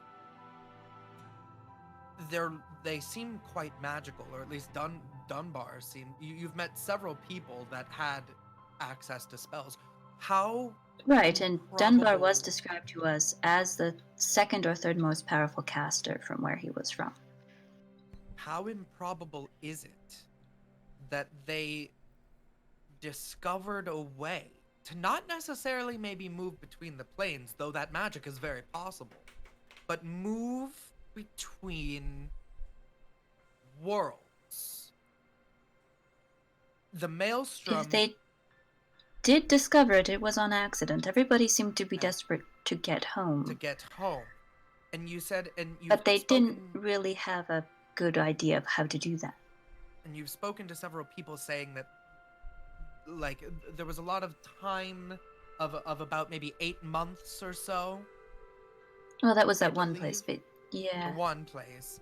But I'm pulling at a lot of different things here. I understand, but how improbable is it that with an alignment of something happening at a particular time, at the right time, that a portal, a maelstrom, was opened to the other side, and that could be happening again? If it's possible, because when we were on the floating town, they had to travel around to different places where I believe it was the plane of water. We just knew it was full of water, were accessible at certain points a year. So, I mean, I suppose the same thing could be possible with wherever these people came from. It's very similar to how Lydia described sort of the appearance of the chest, which seems like it came from another plane, arrived in a storm. I'm not saying that they're the same exact thing, but these maelstroms, storms, nature itself tearing apart at the seams because of powerful portals to other places. A world where they follow some sort of deity called the Solinary, or a pantheon called the Solinary, where dragons have a different history than the history that we know it as now. A slightly different draconic language, dragons with tails, possibly a closer bloodline to dragons. A world that's similar but slightly different. So, how does that, knowing that, help us? If they are out there, which we already knew, we met people from there, and it's different, sure, but what are we going to do about it? Because of your group hatred. The master of past and present. No god that I know is referred to as such, and you have been given a home that, as we just recently learned, has not only a star map depicting this symbol and stars that we do not recognize, but also the stairwell where the symbol appeared again. So you were thinking that our patron is maybe from another plane or another world? Maybe the interesting thing with time is that it's sort of present no matter where you go. Just different. So you think once we go back to the house, we should step through the door that had that symbol on the landing? I don't know, but I think that all of you are stumbling upon something that has not been observed in the arcane sphere of planar knowledge. We know that there are other planes, but if you are stumbling upon people that have come not necessarily from another plane, but another world, that is very, very interesting. And you are on the cusp. Interesting, but you can't really do much about it. You can't do much about anything until you learn about it, but It's true. But sitting around and talking about something is only helpful to a point. and I think that I've reached that point so far. That is true. But I'm gonna continue to go over the room notes. to make a perception check for me. Lydia doesn't need to because she went upstairs.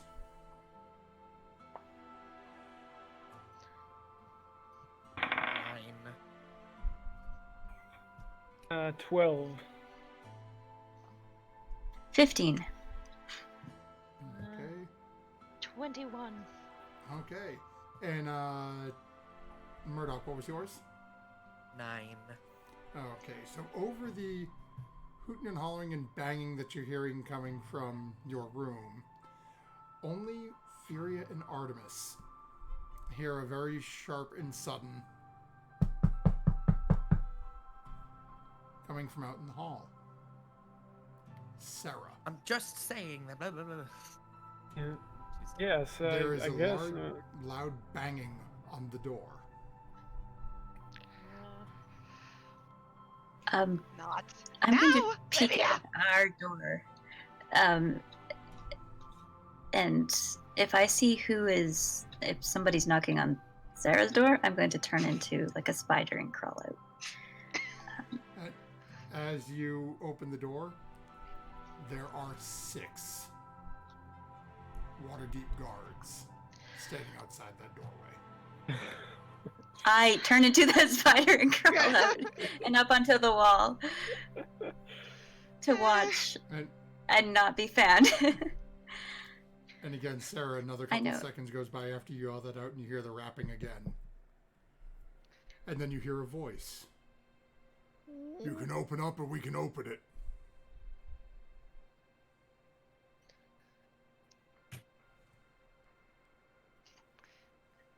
We're on the 2nd story, right? Yep. Is there a window in the room? Don't, don't run from the guards. It's the first day. I'm not there.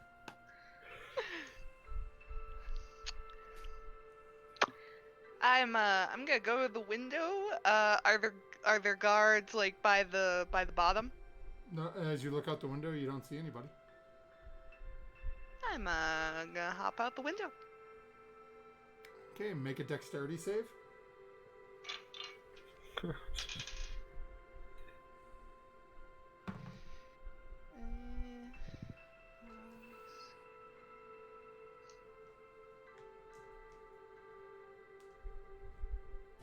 $18. Oh, okay. So you do manage to land on your feet. You do still take some damage as it is 20 feet down to the ground. So you do take 6 points of bludgeoning damage as you land. Oh, my hip. And as you land, you can hear the splintering sound as Furia, in your small spider form, you watch as one of the guards takes about 2 steps back, pulls his shield forward, and goes through the door. Oh! All of you, and Lydia, you upstairs would hear the crack of this coming from downstairs. It sounds like somebody just shattered something. And then as you hear that and you hear voices out in the hall, she's gone! Out the window! And Fury, you watch as 4 of them start running down the stairs, 2 start heading into the room. What are you doing, Sarah? Is there a nearby hay bale for me to hide in? What? Not really. Assassin's Creed. It's a city! Yeah. You are currently standing in the middle of... You're basically in the middle of a block of this street. You can try, there's a street probably about 80 feet sort of diagonal to the left from you. That's the closest street or alley you can see. I'd like to start walking, but briskly as I'm walking, I'd like to take off my glasses and throw my shawl from the winter chapter over my head and make myself look like a little blind babushka lady. Because I am blind without my glasses. Go ahead and make a stealth check. Mm.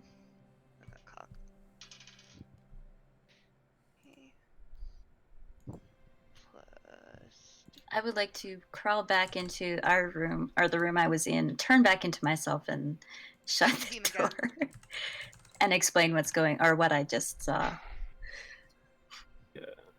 Oh, we lost Nice. Sarah for a moment. I turned. To the wrong chat. Sorry. What does Snow Moon do? Murdoch, did you hear that? What was that? It sounds like a legal issue. And I'm I pretty am going to sure- take off and run up the stairs. Oh, Up the stairs? we're on the second. Yeah. You're on the second floor. If you run up, okay. Oh, we were on the second floor. Well, to we're, the door. we're on the 'cause- second. Yeah. Okay, yeah. Sorry. As you open the door, immediately you would see one guard standing at the doorway looking into Murdoch and Sarah's room, and splinters of wood on the ground. What's this? What's going on here? The guard turns, looks. Back in your room is none of your concern. We recall this. Someone in here was breaking the law. Has to be dealt with. They went out the window, though. The gods are out looking for him now. This is my house. This is my concern. Not your Not your house. In you, We're in bloody an inn. fool. Oh dear. Now, if you don't want to be brought up on charges too, go back in your room and shut your mouth. Murdoch is leaning up. Oh, Wood, please. The gods are very strict. Please.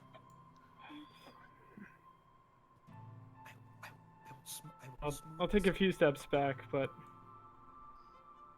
I'm still standing there. Furia I came back pull and- Murdoch back into the room, shut the door. I can. A I luck can go- point has been redeemed for Sarah. Good, thank A God. what? A luck point. Oh, thank you. I'm a halfling. I have lots of that. Furia. You're gonna need it! What was your Look. stealth check? Sarah and Snow Moon tend to stick together. They get each other into trouble, or at least Sarah's gotten Snow Moon into trouble. If they want to get into trouble, they can get into trouble. I'm not going into that. I would not want you to. This is literally what you hired me to take care of. To be fair, was to keep. We're Your not party paying you out of- now. But I was paid. I This is will true. pay you! I think Sarah needs to learn that her actions have consequences. The But what the consequences that they come up with here could be a little bit too strict sometimes. I promise I will teach Sarah a lesson now. But let me try and make this right. Well, I'm not going to stop you, but just know I'm not going to stick my neck out for her. My copy of the art translation on the rings is right there on the desk. As well as I've started highlighting things in your notes. Snow Moon, would you like to Yes. come with me and see if we can go get Sarah?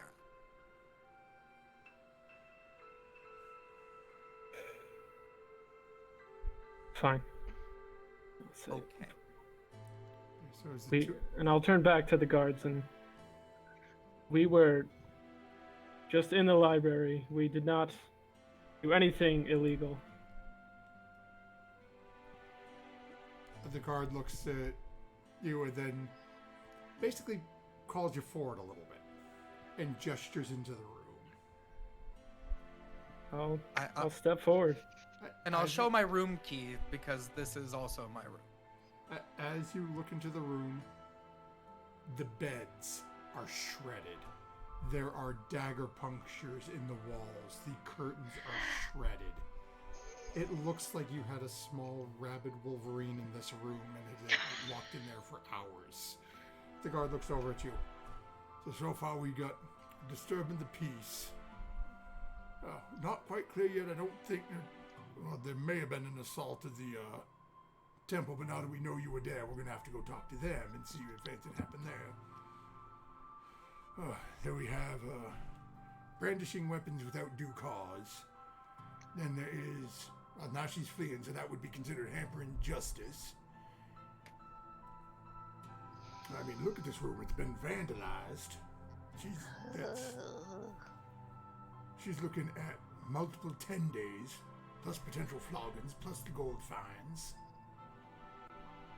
My wonderful city watchman. What is your name? Of course, my name's Stuck. Watchman Stuck. My name is Murdoch. This is also my room. We're speaking about my roommate here. Or I should say my client, Sarah. I'm an aide for her. She has recently come to Waterdeep because she is very, very, very troubled as of late, and we were hoping to maybe go to a temple. I assure you, there has been no assault. I was merely just going to get something from one of our other companions, and then I was going to come back. This is my fault, but I can assure you that it was most likely just one of her cooking utensils. It was not a registered weapon. There was no assault. I can help Hines, and I would like to go with and retrieve her, because I think that will be the easiest way to solve this. I know how to calm her down. This is her other aide. I gesture to Snow Moon. She can be a bit feisty, so that is where he comes in. But we would love to help. As he looks in and looks into the room again, you see the other individual who gives him a nod, and he looks at the two of you and nods, and basically starts rushing the two of you down the stairs to head out. Now we're gonna flash over to Sarah. What was your stealth check? 17. Okay. Just check here. Because you got a group of them coming after you. Uh-huh. So as you are as you pull everything up and you take off moving away and start, a couple of seconds goes by and you start thinking, oh, okay, I got this. Got my hips. And then you're, there she is in the shawl. Get after her. Seems like they're still onto you. What are you doing? Is there a crowd? Not thick enough that you could just sort of like duck into. There's some foot traffic that may cause, it may make things a little more difficult for them chasing after you, where they are larger and they're armored, but they are also, they look to be average sized individuals, so they're a little quicker than you.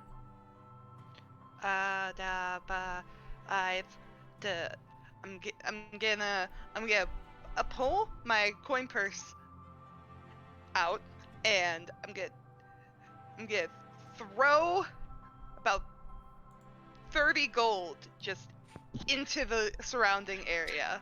Just pay the fine! Just pay the fine! Okay, so you're still catch taking... me. Now, which way are you running? Are you running north or south?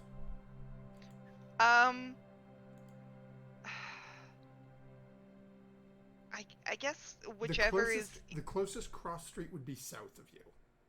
Okay, then south. Okay. So, go ahead and just make a straight dexterity check. Just a d20 plus your dex to see how well you get this Basically, it's raining money. 10. Okay. So it's by no means a majestic throw. Is it, some of the coins, a couple of them get stuck in the shovel as you're just, like panic throwing this money and taking off running. You do start to notice the rest of them, and they start going at the coins. So it is making it a little more difficult for the guards. You do manage to get to the cross street. Are you turning down, or are you going to keep heading south? Which way is out of town? Realistically, for player knowledge, and Sarah would realize this, there's not a chance in hell you're getting out of here. Okay. You've probably It's got a walled city. It's a walled city, and where you are... actually, let me do this here. Where's the closest, like, shop with foot traffic? Let me take a look here. So first I'm just pulling up to get an idea. Sorry, folks at home, you're going to lose our canvas for just a quick second. So we're going to... Making the DM's life hard. So if you look at that red dot, that's where you are. That southern entrance is the closest way to get out of the city. That red dot, that's where... Yeah. Okay. So you would literally have to go all that way down, and that would easily take you on foot like an hour. You're like running through the streets of New York City. It's like trying to I've done run it from before. It's like trying to run from Manhattan and make your way to, Connecticut. You can do it. You're gonna want to shoot yourself afterwards, though. Okay. Where's the nearest, like, shop area? Like, the market? So the market is much further north. So, yeah, again, Where's the library temple? On the other side of the city. Yeah, it's... We took a dray to get in between. Yeah, you took a taxi. Right. Between the So inn to and give the you, temple. Okay, I'm gonna do this once more, folks, just to upside it a little more. Because I don't have a map in here, because I didn't really plan on, this. So We've been you in can- the city for a day. You haven't Not even been even in there a day. Not a day. So that tiny Hours. red dot that you can barely see on the map I just put in Yeah. is where you are. The Oh, gosh. temple is to the left of the market opening, way the hell up there in the north. So yeah, you're pretty much in the middle of about nothing. Let me take a look here. Is there any, See like, what you shop see. or Yeah, that's what I'm or kinda- anything? You're in the trade ward. So Let's see. you can barge into someone's The business. Honorable Knight. Actually, so the closest place that you would have would be if you can make it down Drakir Street. There is the Honorable Knight on the other side.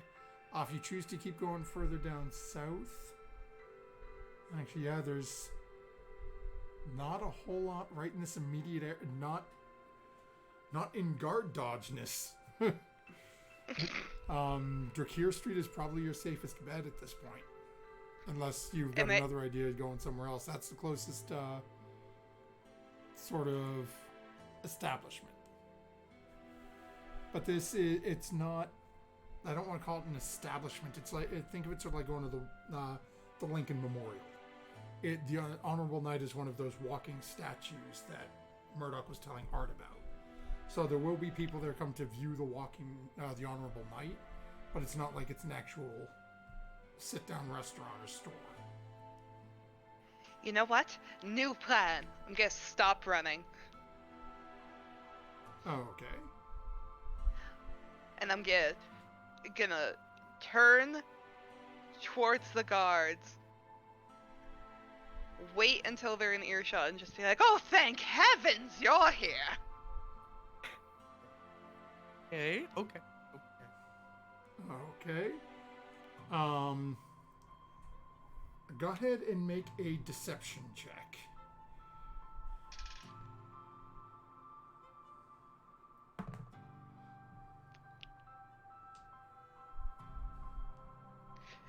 $21.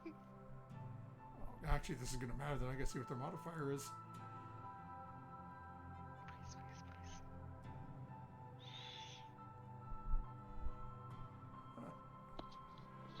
Okay, as the four of them sort of come up towards you, the two in front, both of them, one of them has looks to be basically I'll call it a cross between a club and a mace. Whereas typically you see the maces that most people have, and it's more flanged, and this basically just has a big ball on the end of it. Looks like it's meant to be much more of a non-lethal version. The other one has a small sword out as the two of them go up, and the other two start to fan out around you a little bit. And Yes, thank goodness. You can see the one with the is actively looking at you like you're not all home. The other one's looking over. Ain't this one we've sent? It seems to be a little confusion.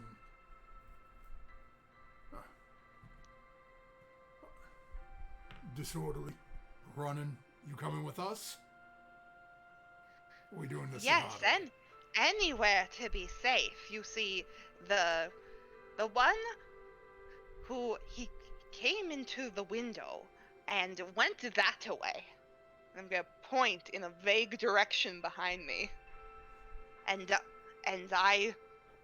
he forced me back out the window, but luckily you scared him off, and I do thank you for that, sir. One guy on the far side starts looking down the roads a little bit and watches the one with the mace out, sort of tightens the grip on the mace a little bit. And he looks down at you. Last chance.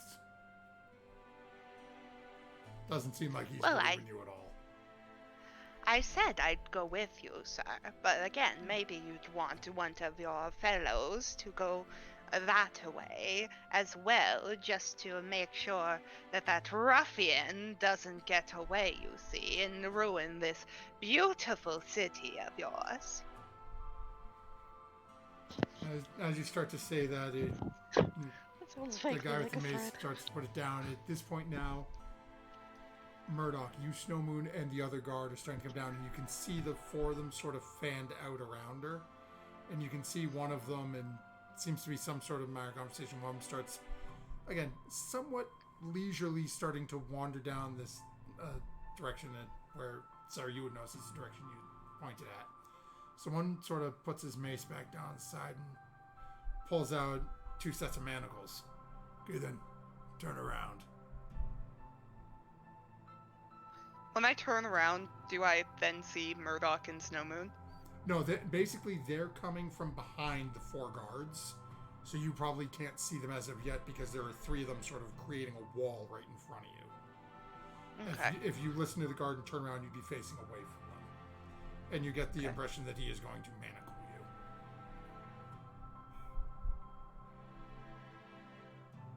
you. But what about the other one? Are you going to take me back to my granddaughter? I'm sure she's worried about me. You know, she's getting married. She's marrying a handsome guard just like yourself. As you start talking, he's going to reach down and try to physically turn you at this point. And yeah, you guys are coming up behind this. Are you going to turn when he tries to... Okay, we're starting to... pull you around?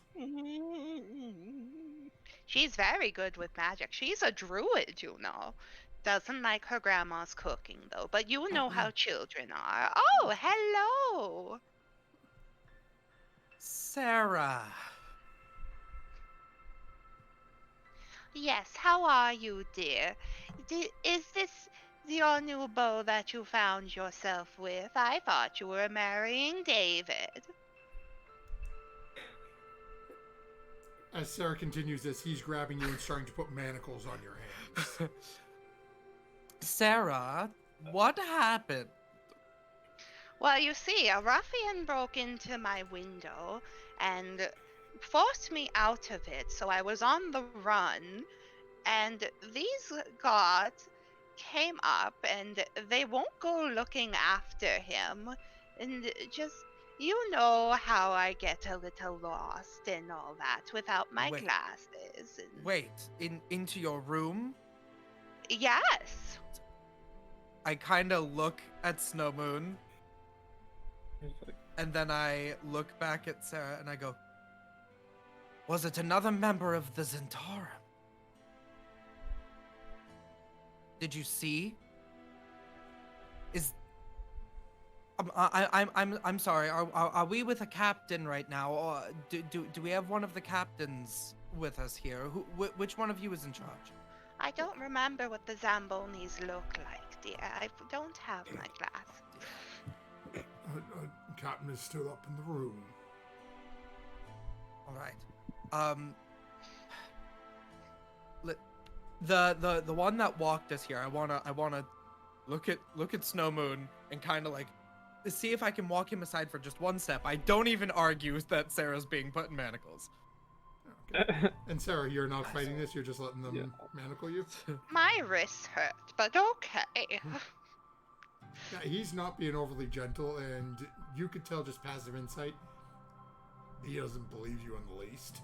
But it does seem like at least one of the individuals has started walking down the street a little towards where you gestured, looking around to see if he can see anything. You know, I haven't been in manacles since I was with my Albert on our honeymoon. I try to pull this guard aside with Snow Moon, and I go, sir, I need to be very, very clear with you. Yes, we are aides to her, and we did come here for a temple, but we have been targeted by the Zentarum. We have been. I look at Snow Moon like, you and I. We've come here from Baldur's Gate because we have a very specific mission that we have been doing with the Black Staff. If she has been attacked, then I think I need to speak with your captain immediately. This may be a little bit bigger of an issue. Yes, that's why I charged into her room in the inn, is where our duty is to guard her at all times.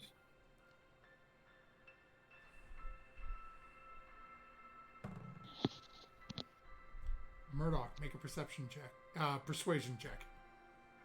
Because it matters. Excuse me. 28. Okay. He's got a bonus, he just doesn't have enough to beat that. As he looks My over feet to hurt. As he sort of gives you a little bit of a nod and starts leading the group you back. The one who's got Sarah manacled is now basically just got the chain on leash, just sort of dragging you behind Sarah. And it's just Careful, Sonny. That's my bread making hands. Sarah, we're going to get this straightened out with the guard immediately. Just, they are here to help you. You're going to be safe with them. Oh, I don't know. But I trust you, dearie. As the one who's pointed out, you can see that the other one is, they've let the fourth guy sort of wander off. The other two sort of take up flank on either side of Sarah. As you and the one who came with you are leading, and this one's sort of right behind. And you can hear him behind you just rattling off. We could get her for, attempted bribery, throwing that money in the air. She was running away. I think she was trying to just try and get anyone's attention. This has been... We've been told that they've been making more moves in the city. We've been given some funds by our employer. I can pay a fine for disturbing the peace. I can reimburse the tavern owner, but we are on a strict time clock. If we can get that sorted out,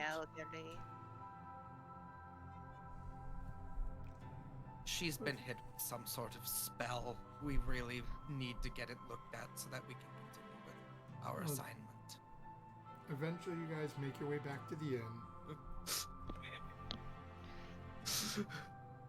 The initial guard leads the two of you back up to the one who is in your room, who has now got the owner of the inn is in the room as well. Oh dear, it looks like a hurricane passed through No, here. sorry, they're not bringing you all the way up. Oh, dang it. The one who has you manacled as you guys enter in basically brings you over and very sort of roughly pulls the chain down as you sit down on the bench. Attaches the manacle to the underside of the bench. So basically your arms are sort of stuck down almost between your knees. Not exactly comfortably. Just like my honeymoon. And he walks over to stand at the front door. Of the two guards, one of them sits down next to you. And the other one is standing probably about 10-15 feet away. Just standing there against a wall like this with a hand crossbow in his hand. Just staring at you. Do you play, old maid? I'm sure a strong boy like you has playing cards on him. As Sarah tries to warm over the guard, we're going to flash upstairs to Murdoch and Snow Moon. Actually, before we do that, Artemis and Furia and Lydia. Lydia, would you have done anything at this point, hearing all the ruckus? You're muted. How long has it been? Oh, it's probably, since you heard the door crash in, probably about 5 minutes. Okay, so how long have we been back at the inn for? With the conversation Murdoch had and all the damage Sarah did, probably about an hour. Oh, okay. So we can say just under if you'd rather. Okay, I would try to saunter out of my room. During this time when they were gone, I would saunter out of the room, try to look shocked, and try to leave quietly.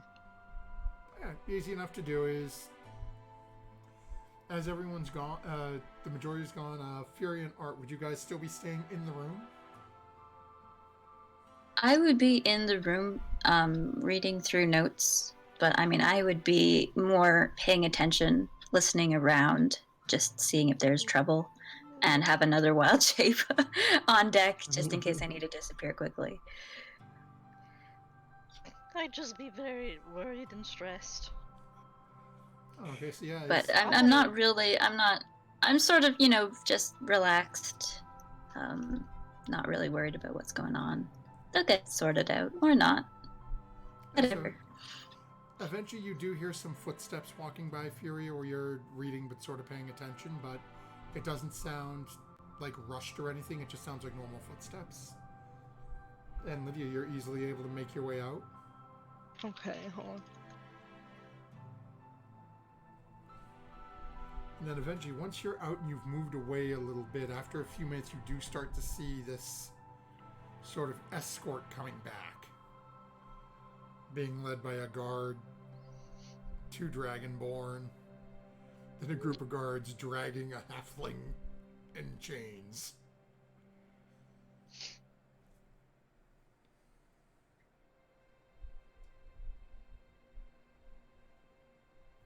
Okay, I would send Fury a message saying, left in case we need help. I will message soon. You and Art okay? I would message back. Okay. Problems with Sarah. Murdoch gone to help. Okay. I would have walked a couple streets down, and as just kind of pacing, in an alley kind of thing, just sitting there, trying not to look very suspicious or anything. Just bide my time. But as I'd go into the alley as the old man, and then come back out as Lydia, just a couple streets down to see if there's a ruckus. easy enough to do. Okay. And during your time away, eventually the group has made their way back to the inn. You're not hearing any more ruckus or any noise come from it. It seems like it's calmed down a little bit. But again, you're not in the inn. And as you, at one point, as you sort of ducked in and came back out, you saw the group meandering back into the inn. Okay. As Snowmoon and Murdoch are being brought upstairs to the captain by the one that led them down, and Sarah has two guards sitting there. The guard beside you, Sarah, leans over. So your people say the Zents are after you, right?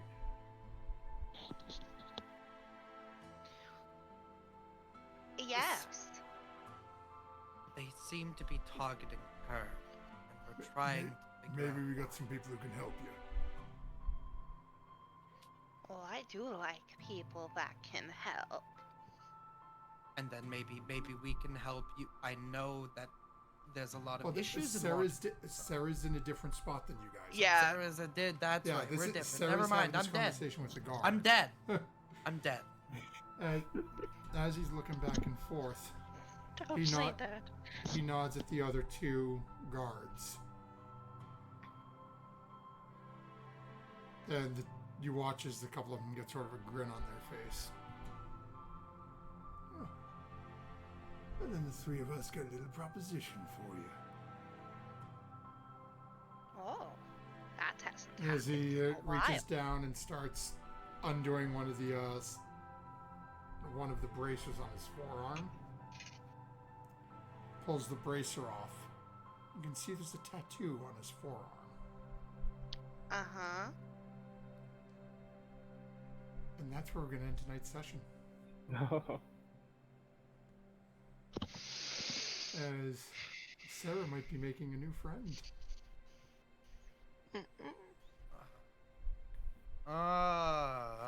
Am I about to join the Nazis? Because I'm very scared about that. Pretty well, sort of. We're like the KGB or something underground still, but MK Ultra. yeah. We have to take the LSD. I can't be a lawyer that works with someone that joins the Centauro. No, I think it's the other. Oh, Circle. you think it's? I think it's Oh, circle. you think it's? I don't know what's Ooh. going on. You're about to get inducted into a secret Yeah, society. exactly. So, folks, remember, we'll be back next week to find out exactly what the tattoo looks like that Sarah's looking at. And how much more advice from her lawyer friend she can ignore. So don't forget, folks, when you do happen to go to the city of Waterdeep, remember that their edicts are long, drawn out, and they will do anything in their power to imprison, flog, and drain your wallet. So when you're lawyering up, don't forget to add your proficiency bonus, folks. We'll be back soon. Good night. You owe me so much.